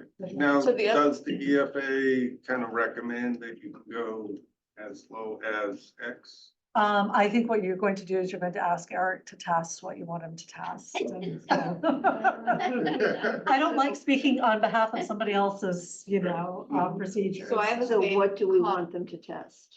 So I have the same comment as I did with the prior one, that we should reference our, is it 9, whichever section 9.3. 9.3, yeah. And get rid of section D, which Okay. is fee and lieu. Right. Because I think we want to have a discussion Yeah. in another time on the fee and lieu of performance. Yes. We want to, because that's been a problem. Right, we don't, We, we don't get enough money for fee and lieu, right, and we don't have the requisite data right, to come up with an Right. appropriate figure due to lack of sales. right. So And question. so Yes. as way to, so I would like to see us again, and I think people are increasingly aware that that's a shortcoming in our 9.3. So maybe at the, so we're gonna try to adjust the underlying zoning. and adjust, reference it here. So question then, right now I say it applies because you have it, so I'm saying it already applies. We This don't is want under it. D. Do you want me to say that it should not apply for Yeah. now? if we could say it doesn't apply Or it seems to me there's two choices. One is to say, in this case, it doesn't apply, but then you're putting different requirements on Right, different yeah. things. So I would say just be silent about it Okay, and then have a separate article that fixes, it strikes the, whatever the fee in lieu provision is in the existing 9.3.11. Whether it's- Yeah, on another another day. On another day. Yeah. Right, right. Okay. But, We're all not gonna be alive to see all these other days. Okay, That's a good thing. So that's fine. So I'll just strike it out and then. believe me, I have a long list of on another day. Yeah, is somebody writing this down? I have these things. Okay, so what do we want instead of 80%? We're gonna leave 80 until we get the study. But what do we want to ask Yeah, the did you study have to a- do? probably 60. is probably- Probably 60. Okay. Yeah. Could it be 10% at 60 and 10% at 80? You might come back with something that could be 10% at 60 or 20% at 80. Well, we'll see what the study says. I'll tell you, even to have 20% of the units at 80% is a tough sled in today's world. That's absolutely right. I mean, building costs have escalated to the level That's- where that's for- it's almost It's not unsustainable. our problem. Right. Another day. Well, it could conceivably be our problem because Somebody needs to take it across it. Richard, wait a minute, Richard's talking. No, yes, Richard. it could conceivably be our problem because let's say, for example, you make 20% at 60%. I realize that's an extreme, but you're now putting constraints on what the builder produces, and it is inevitably going to affect the quality of the buildings that get put up. I think you have to keep that in mind. And while I'm talking, I had another question about the dispersion of about the size of the units. It mentions in there that they should be dispersed throughout the construction. I understand that, but it also said that the size had to be in line with the size of other units. And I just wanted to question: is that a requirement by code or by statute, or why exactly are we saying that? I think it's required in order to put them on the SHI. Yeah, you're not supposed. Okay, well, I thought that might be the case. I just wanted to make sure. Yeah, this particular section in the sample zoning, so the sample zoning went through a lot of legal hands and a lot of state agency hands as well. And I know that the groups at the state who are responsible for things like the 40B regulations, so the subsidized housing regulations, looked at this part particularly closely. I also know it's general practice that you should not be able to tell where an affordable unit is by its position in the building or its size relative to the others, so, Right. yeah. Kind of standard practice. Exactly, so that's where a lot of this. Has to be same materials and Exactly. Can I just make a clarification on intent? I know the task force has been working diligently with good faith to make a regulation that is feasible and complies, but also can actually be built. And so I think, I know we're just joking, but we should be actually, when we look at the EFA and do this calculation, we should be trying to come up with a percentage that is buildable and results in good quality housing. So and I know nobody's not, we're not trying to not do that, but when we joke and say it's not our problem, Right. that's just the wrong tone to set here. I think we really are trying to make things that result in good community housing. No, if I say it's not our problem, it's the developer's problem. Well, but we need to set a regulation that a developer can comply with and also results in quality. We have to trust the EFA to tell us. That's fine. I think we can do the EFA, but let's just remember that The the tone is important here. EFA is not gonna conclude that we should build a shiny building to make it affordable. But, Laura makes a good point that if we really, that the market conditions, even if we could require 20%, we might be shooting ourselves in the foot and get no affordable units, nothing. Yeah. Because that bar is too high, and we might be better off to say 10% and get some affordable units and some. Well, let's look at the EFA and Yeah. see. Right. I think that's a good point. I think, yeah, you can hire the consultant, but trying to impose a 20% of affordable I think will preclude, in the near term at least, any development. So, Yeah, the town does not have a great record, pardon me, You're Having kidding. said in that, producing affordable units, okay? It's tough out there. What Denny's saying is absolutely right, and I think we all would like to live in the world of the ideal. but there's no But some of guarantee, them- there's some of no us- guarantee, however, that a first-class building is gonna be built by anybody. Correct. They could build crappy stuff and have it all market rate. well, that's true. Possible. But I think the other factor to sort of keep in mind is if, the last time I looked, 80% of AMI in this area, for family of four, the income is $100,000. Yeah, more than. It's over. 16, Is it up to now? 116,000. Yeah, so the rent's $3,600 a month. Yeah. It's not bad. I'd like to get $3,600 a month.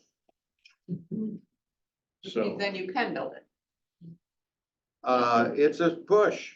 it, You know, if you want to have it out of the ground earning 7.5% on the cost, that's tough to do.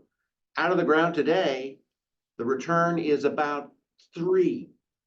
Okay, then you borrow money at 7, But that's, and that's called reverse leverage. but That's that's the today. case, that's the That's- case regardless of what the rents are. Well, no, the rents aren't high enough Well, to that- justify it, so you're not gonna have any production. point being That's the is- problem in Massachusetts. We don't have enough The houses. point is the 80% rate is pretty close to market rate. That's what's really happening. It may be close to market rate, but it may also, I may be arguing against myself here. There are a lot of units in greater Boston that rent for $1,800 a month. Okay, because they're old, decrepit. Most of Boston's housing stock is obsolete. But we're Is building new terrible. stuff. Let me quote a man named Harold Brown, who was a big customer of ours when I was in the finance business. And he was famous for having living rooms that had a bathroom in the corner, a toilet Yeah. in the corner of the living room. And those were cheap units that Well, students I could think afford to we're live in. getting That's off- awful. Yeah, Well, I did want to move us on to the design guidelines. So just for today's purpose, because I know we're not going to sit here and go back and forth between. I had pulled some of the development standards from the sample zoning. I think Mark, you and I both realized that there's some overlaps there. So rather than try to reformat everything, I'm just gonna let you know what I pulled, and then we'll make sure that we pull them together, but in general, where the building's placed, right, this is all site plan review, so how the buildings relate to the principal street. Standards for if you have multiple buildings on a lot, how they need to talk to each other. Standards for corner lots, for infill lots. Thinking about how parking relates to it, and then something that I find is a useful thing is if the applicant and the site plan review authority both agree that there's a better way of doing something because sites are not rectangular flat things, that there is the ability for the site plan review authority to give a waiver as long as it meets the other parts of the zoning. So, so we've got that in there as well. So as I think, Mark, you said, everybody's giving you comments, which is terrific. I will start making the adjustments that we talked about today, and then our next step is to reconcile the development standards with the design guidelines to make sure that we got one consistent piece. I have one grave concern in this under BII and CI, Yeah, that you're requiring paved surfaces. okay, We are requiring, ZBA is requiring permeable perfect. Services. Now, Good. yeah, love it. Yeah, I think I would, and some. And you know, it's very small- easy today for people to do. It Yes. didn't used to be, but now with the pavers, you can easily do it. It doesn't cost you that much more. And it makes a huge difference. And I think also if you want a residential feel, Yeah, even stepping stones or Yeah. something like that. I had that, I like that. yeah. I'd like to go back to the design guidelines. Just Yeah, for a sense of the meeting.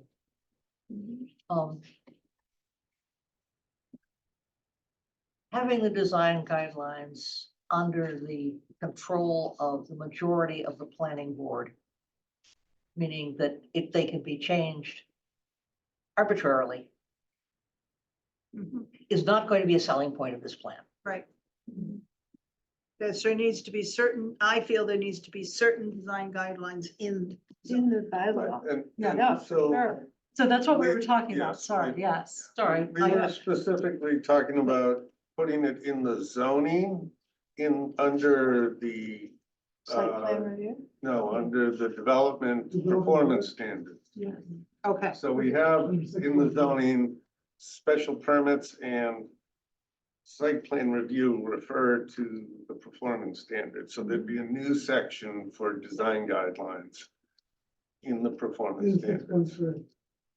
So anyone filing for site plan review has to comply with the performance standards, which would include. Okay. But what- those what are not confuses me approved is by town Yeah, meeting, the right? link, no, it does have to get approved by town meeting. The site plan review authority may adopt and amend by simple majority vote. Yeah, no, That's been crossed out.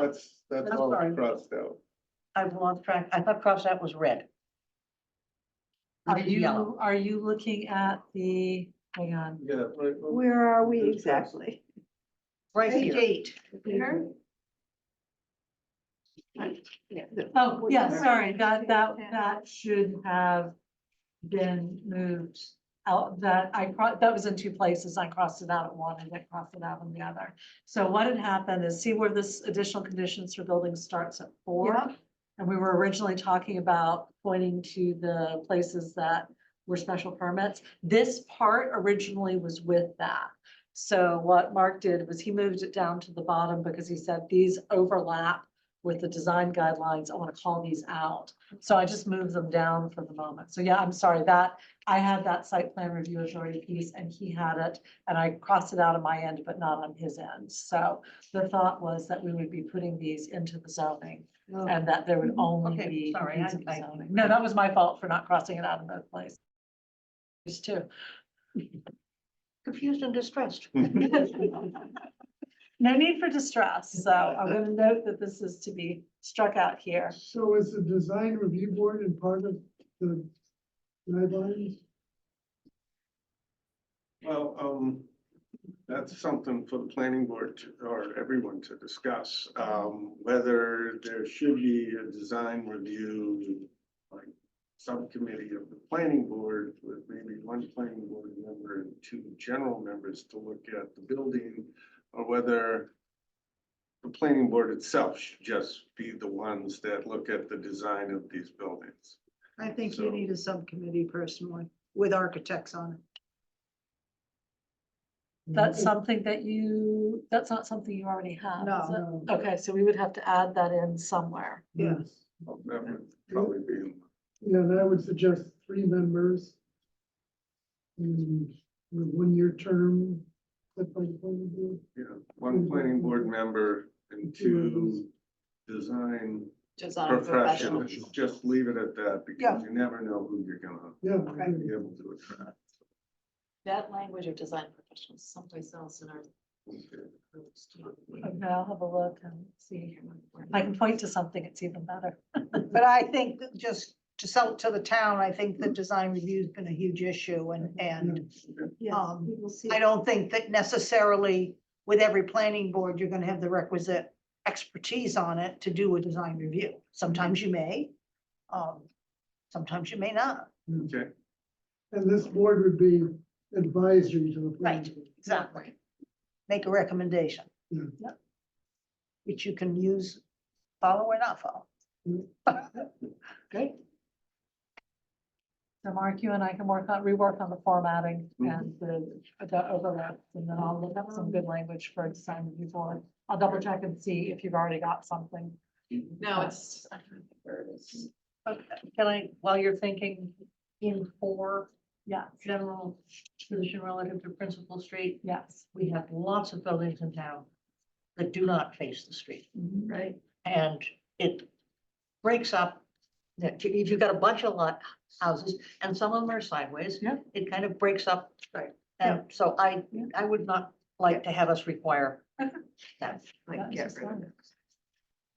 They're a bunch, I mean, they're oriented to the sun. They're oriented to the sun, they're oriented to, and that Depends on the often will make configuration of the lot. the front door Yes. more usable, Yes. because facing the street, you pull into the driveway and you go in through the kitchen, Yep. so. And I think you need to be careful with the surface parking, Mhm. because today we allow it within 5 feet of the property line. I don't think you should make it any greater than that.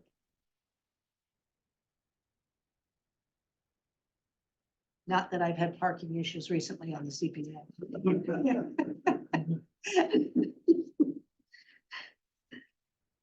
So yes, all of these are just to start the conversation. They Okay. can be tweaked in any way that you want. So as long as they're specific enough that it's easy to check off and say, yes, we did this. So.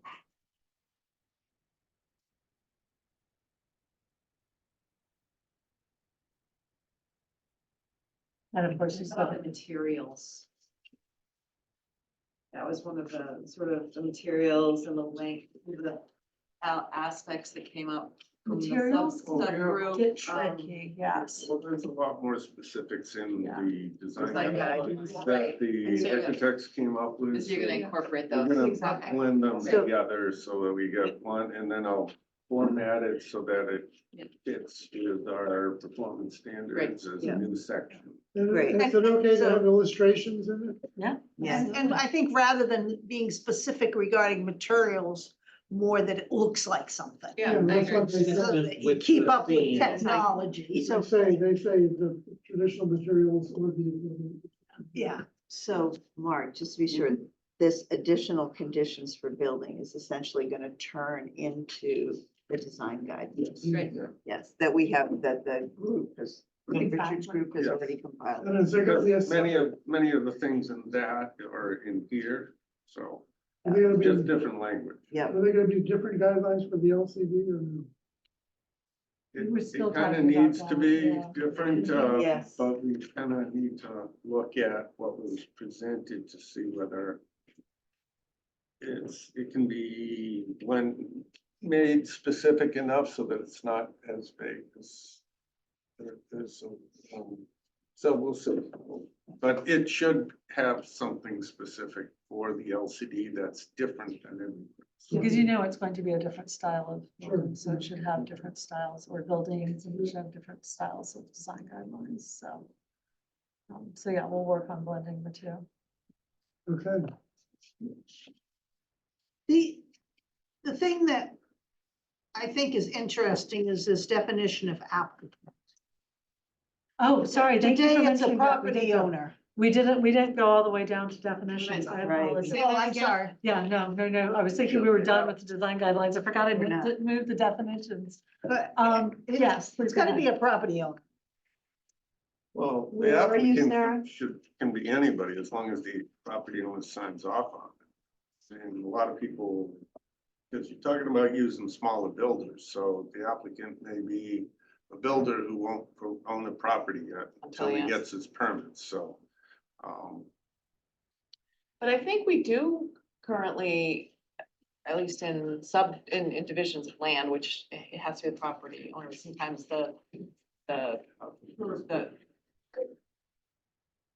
or in subdivisions, that I've seen, the applicant is the developer who hasn't closed on the land, but has a agreement, there's some sort of a legal agreement. The that they purchase make that and applicant. sale subject to, Contract owner. Yeah. Yes. contract owner or something. yeah. So one thing to note in the definitions, and I've got it in the comments with the PDF to print out the comments, is you have some of these defined already, but they're not quite the same thing. Exactly. So we just need to resolve. So one of the ways I've done that is rather than having all of the definitions go to the main definition section, if there's something, I tend to prefer that all the definitions be in the main definition section. Yeah. But because this is the MBTA Communities Act, in some cases, there are some definitions that you might not want to apply everywhere else. So for example, I have some clients where multifamily is defined already, and they've got zoning for that, but it's slightly different than the multifamily in here, and so we haven't wanted to, same thing with some of the affordability requirements and all of that, so I think we just need to go through and Mark, you and I, and just double check what can go in the main section and what you might still want to be in this section only. Well, I was wondering if we were modifying section 2, would that be a 2/3 vote? I, And Yeah. thus, Yes, Well, yes, I think it would. so, and therefore, we probably need to keep the relevant definitions in this section and leave the others for another day, Oh, we need to, unless there's a conflict. we've been doing, so I've had a couple of zoning pieces that have gone through where it's exactly the structures. You've got like 4 different pieces of the zoning that you're modifying, but because it's all for the purpose of housing, that their town councils have deemed it the simple majority. So as I've said before, we need to just check with town so, council. so That's if all. it goes into one article, so my thought was if it It's one goes into article, but one it's got article, multiple, and yeah. so Including the Article marijuana 1 is thing. the new section, yeah, and, you know, and you have different pieces, I mean, we've done this before, Yeah, of course, it yeah. all has to be 2/3 in the past, but Mhm. you're modifying a whole series of different sections of your zoning in order to make some new district work. Right. And so my thought was, although I'm not the town's lawyer, so my thought is if it's all in one article and we need to make adjustments to other things to make it work, Okay, then it I buy all that. should fall under. So do I have Yeah, a- and that's what we've been doing in other I'd places. like to like- make a recommendation Mhm. that for optics sake, we don't leave out the marijuana. Yeah. No, we can put that. I was just doing it in the order that it was in your zoning bylaws, so yes, Absolutely I'm not. fine with putting it at the Yeah, end. at the very end. Mhm. Well, on the quantum of vote issue, I mean, it's really going to come down to making that determination before we have our public hearings. Oh, Yeah. And making Yes. that Yeah. clear, and then also making sure that our town moderator is Yes. absolutely clear on it. Yeah. Right. Because I have watched, just clips of some of the town meetings, and there's just been this confusion with some of them. And when the town council stood up and said, well, you're changing the zoning map, so no, that needs to be, which is completely wrong. But we just want to avoid all of that kind of. Yes. Yeah. That is Yeah. For sure. Point. And our town moderator is more experienced at dealing with non-zoning issues, so, yeah. I agree. Yeah, So I- the zoning yeah. meetings have been, town meetings have been a challenge. yes, Yeah. and he and Yes. I have had some interesting conversations about the quantum of voting, so I think we just need to make sure. It might be a pre-meeting, Yeah. Oh. an early, not just the, Oh, yeah. the No. Sunday before, but like several weeks before. So I'm wondering if at the next version, if we should ask town council to take a look at it so that, because I think that in the past, that has been a question in the public hearing as council reviewed this, and even though, even before it goes to the state, so that we get some, and the moderator as well, perhaps. And then, so that's just one thought. The other question I have, and maybe no one here knows, maybe is there any way to dissuade or sort of present an article, so it's an all or nothing kind of thing, so it can't be amended? No. Manchester, No. there's no way to do that. I mean, I guess Manchester town meeting likes to amend things. So. And then, it's a house of cards, right? You Right. take out one piece of the district or one density, the whole thing is gonna collapse because it won't comply. I have seen, trying to remember who it was, I might have to go back to my notes. I think there's been a few communities that have done it as an up or down vote, because the problem is the compliance model. Right.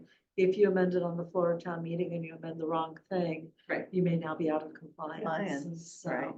I mean, you can explain that to Yes. the meeting, but, Right, for sure, and, but So so I what would have to what check, happens yeah. with that is people say, I can't imagine that the model is that sensitive to 30 feet versus 35 feet, whatever that. Yeah. that, and a reasonable person would agree.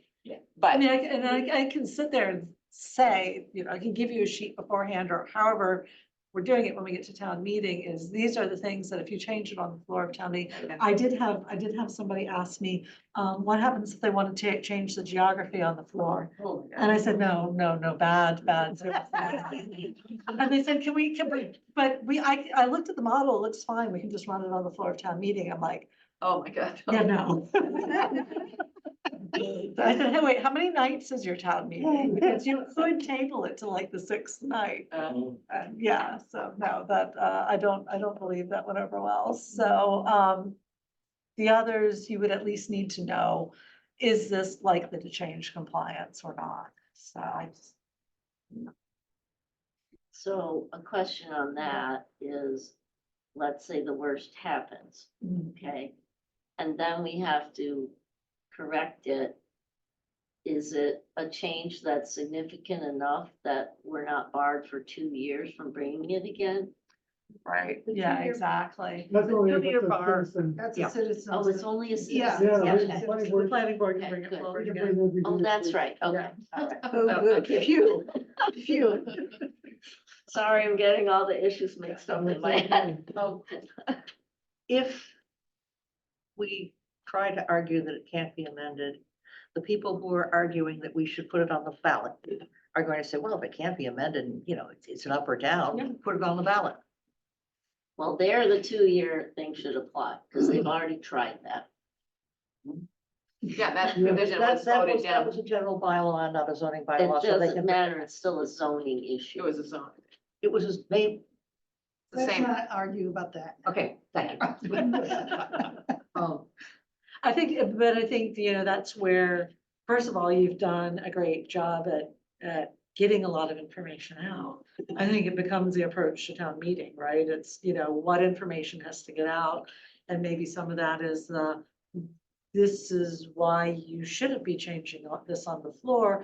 Do you have an objection to this now before we get onto the floor of town meeting? Because we'd really like to hear it. You have time. Yes. Because, you know, you've got a schedule. So while this is going to HLC, you have time to continue to talk to people. We're about the thinking revision. about an, Oh, we thought we were getting 3 months off. Ours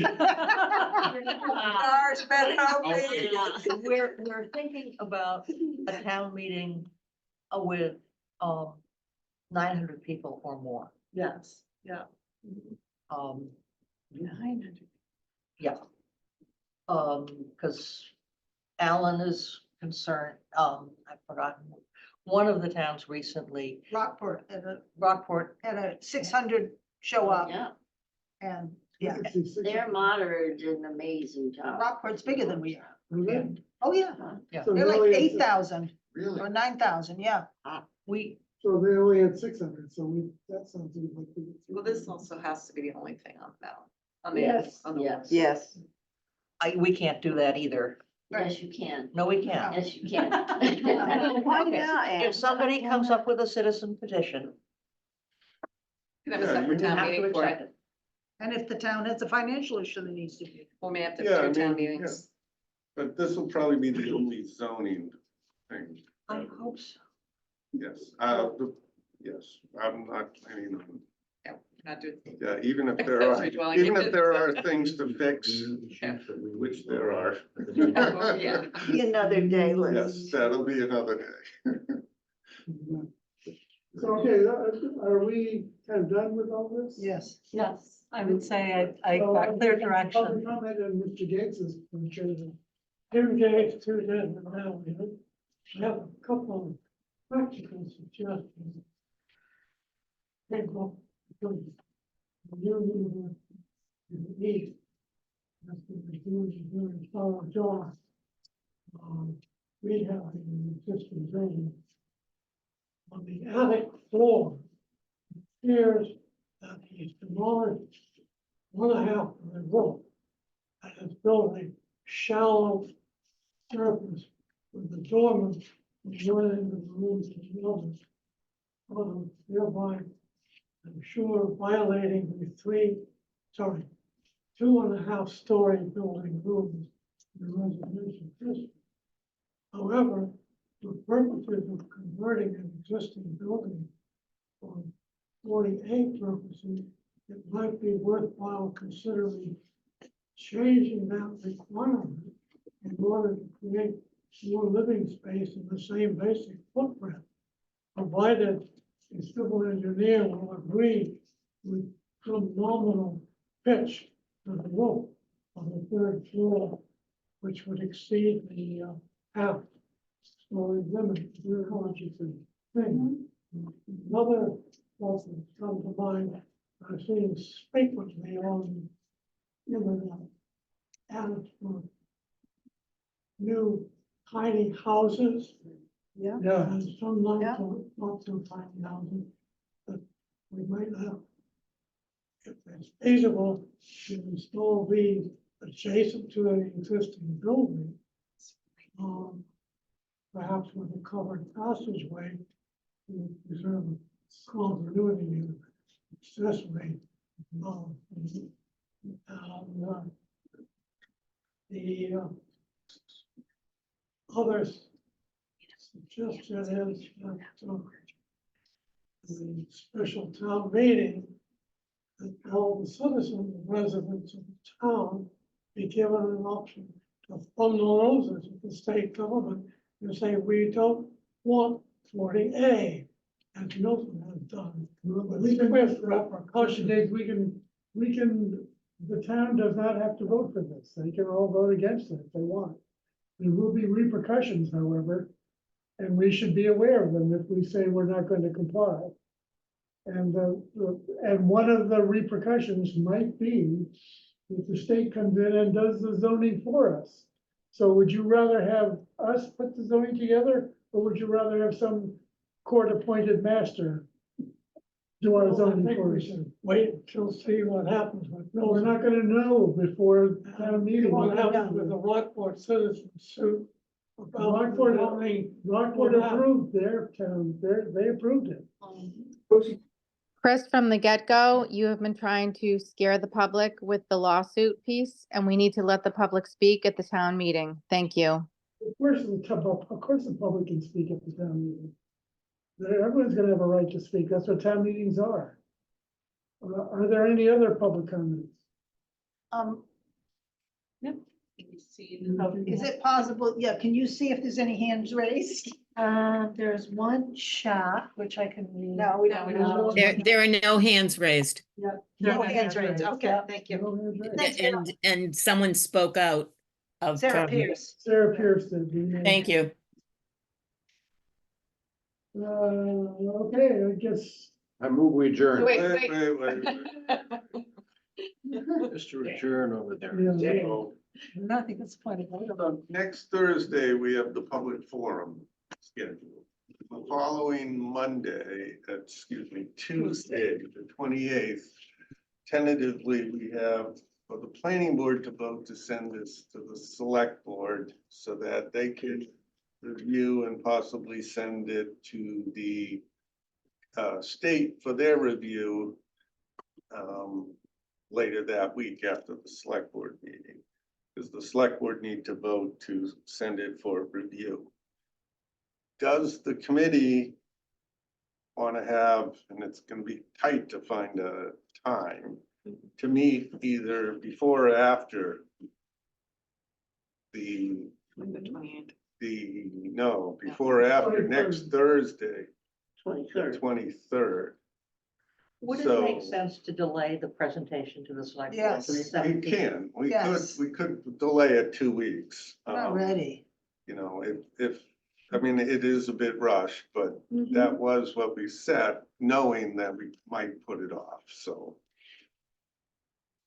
Well, my thought was if we invited the select board to the forum, on the 23rd, that at least they would have an opportunity to start to come up to speed. I'm And much less concerned about the select board not being up to speed, because I've made Yeah, an most- effort yeah. to keep them up to knowing what's going on. I'm more concerned that what we have here now It's not he's final. not ready. isn't ready. So maybe we, Maybe we put it off for Yeah. 2 weeks. That's- And we get the material to the select board a week ahead of time, so that we don't end up spending Sunday night until midnight reading this, Mhm. because that makes us grouchy. The other thing is, I would, at least my opinion, and you can disagree with me, and for sure, if you want, that the intent, that this is a vote of intent to, so that it's, yes, that this is directionally the right thing, that we authorize the task force and the planning board or whomever to make, small modifications to further improve it. And, it's really a Living document. a little bit of a living document. This isn't the final going to the warrant, which is a Oh, different. right, Yeah. Oh, that's a whole. Right, which is a different thing. So I think it's intentional to say we support the sending of this To to HLC. HLC. That's at least what I would envision is that, that this working draft is going to HLC for their input and that we will continue to work on it. And that's the vote that we'd be looking for rather than trying to wordsmith this by a mid-June deadline. So that would be my thought is that's the kind of vote that we'd be looking for, but I don't know if is there a specific format that a vote needs to take to send it? No, because it's basically an informal review, so I haven't seen to date anything that specifies particular vote. You're basically saying. So it's "You'd like to authorizing. check this out, yeah. Right, authorizing the planning board and the town, whomever, to send it for informal review. So what the format of this is, the town administrator would send a letter saying that the There's an application form online that basically says we're asking for a pre-approval So we should get review. that application form then. And, It's not in the website. Yeah. yeah, I think there's a PDF version of it. Mhm. And so you're sending the model, you're sending the zoning, you're Um, sending the. Excuse me, there's a hand raised. Oh, Okay. it's mine.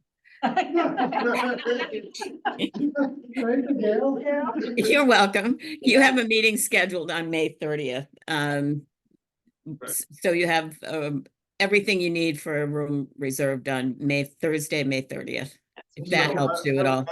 Yeah, that's why I asked the question, because I didn't feel that it really was ready to ask the planning board to vote to send it to the select board on the 28th. It's a bit rush. Yeah. So, And we have we have a lot to do on the 28th. yeah, exactly. So, Okay. in looking at the calendar, we do have a public forum next week. Yeah. We should be able to have all the drafts completed and sent out to this group by the end of that week. So that on the 30th, we could do another round of review, including the design guidelines. So the first part should be rather quick, which is what we did tonight, and the design review might take a little bit longer. And then the planning board will meet on the 10th of June, at which time they would vote, unless they felt comfortable on the 30th, but vote to submit it to the select board for the 17th. That does give another week, just in case this committee needs to meet again. There's a week in between.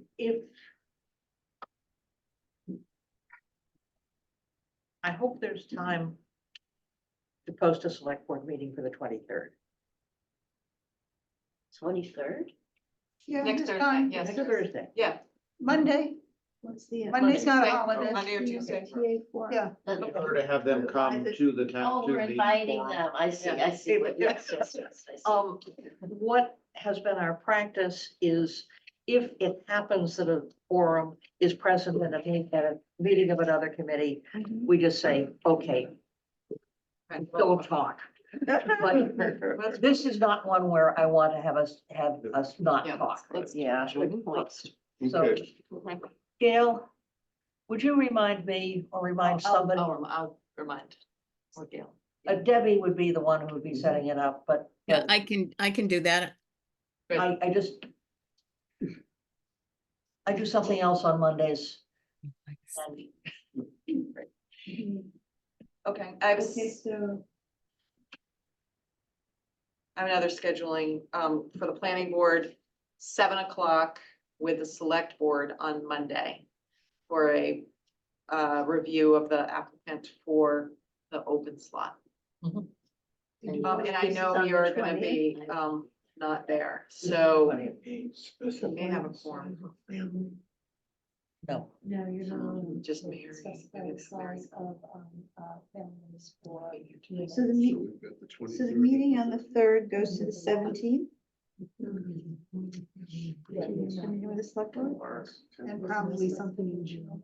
If I don't know. the select board's not voting until the 17th, there's lots of. She might be. in the fifth. Um, No, Sue, I mean, Sue, oh. no. Can you meet here on Monday for, Right. you might be able to zoom in? I'm No, gonna be be in in the the middle of. I know, Oh, you'll be but- driving. No, Okay. Yeah, okay. okay. That's fine. well, Yeah. maybe. Well, I'll talk to Mary and see if she's. If not, we'll push it, we have to push up for, on the only, Well, then. Till the 23rd. for the 23rd. Unless. We could, the select board could vote, and then we could vote at our next meeting, because we have to have it by cell signaling, that's the issue. Yeah, well, we've already advertised for the 28th. I know, So unless the planning board and the select board put it on the next Thursday's agenda and meet 15 minutes earlier to discuss that one item. are you gonna be here? Thursday? Yes, I can be back. Yeah, I'll be but flying back Thursday. Before that person can be appointed, they have to take the ethics. That's all right, they can take it. Just so you know, I didn't know that's. Diane will not swear you in unless you've taken that ethics Well, course. that's a different, That's a that's a different- different problem. Well, it goes to the timing. Yeah, but that's the problem that can be solved. The quorum problem is the key. We'll have to figure that out. So let's post it on the 23rd and on the 20th. Let's put it on the agenda for the 23rd in case on the 20th, we don't have a quorum. Because you're not gonna be here on the 23rd probably. I can do the 23rd, but I just need to know a time because I gotta get back early. Yeah, So we're talking. well, 6. 6:30 we the joint meeting, but we can Right, do but the we have to- appointment 15 minutes earlier. 15, Oh, okay. well, we could do it at. It's fine, I can make it work. I just can take an I earlier we just train. need to have it Yeah. on. Let the me talk agenda, but- to other members and Fine. be in touch. Well, we need a full board soon. Okay. Oh, if we do it on the 21st, then the quorum issue the 23rd, the quorum issue goes away. It's easier to get a quorum, because Yeah. we'll have An elected, an elected person, Mhm. assuming that they get through. but that's like board, Yes. yeah. If that Okay. happens. All right. We may have to take 2 votes, you guys vote and then we vote. Move we adjourn. Second. Yeah. Aye. Aye. Planning board, motion to adjourn, So move. Second. all in favor? Thank you, everybody. Oh, good. Thanks, Emily. My pleasure. Thank you.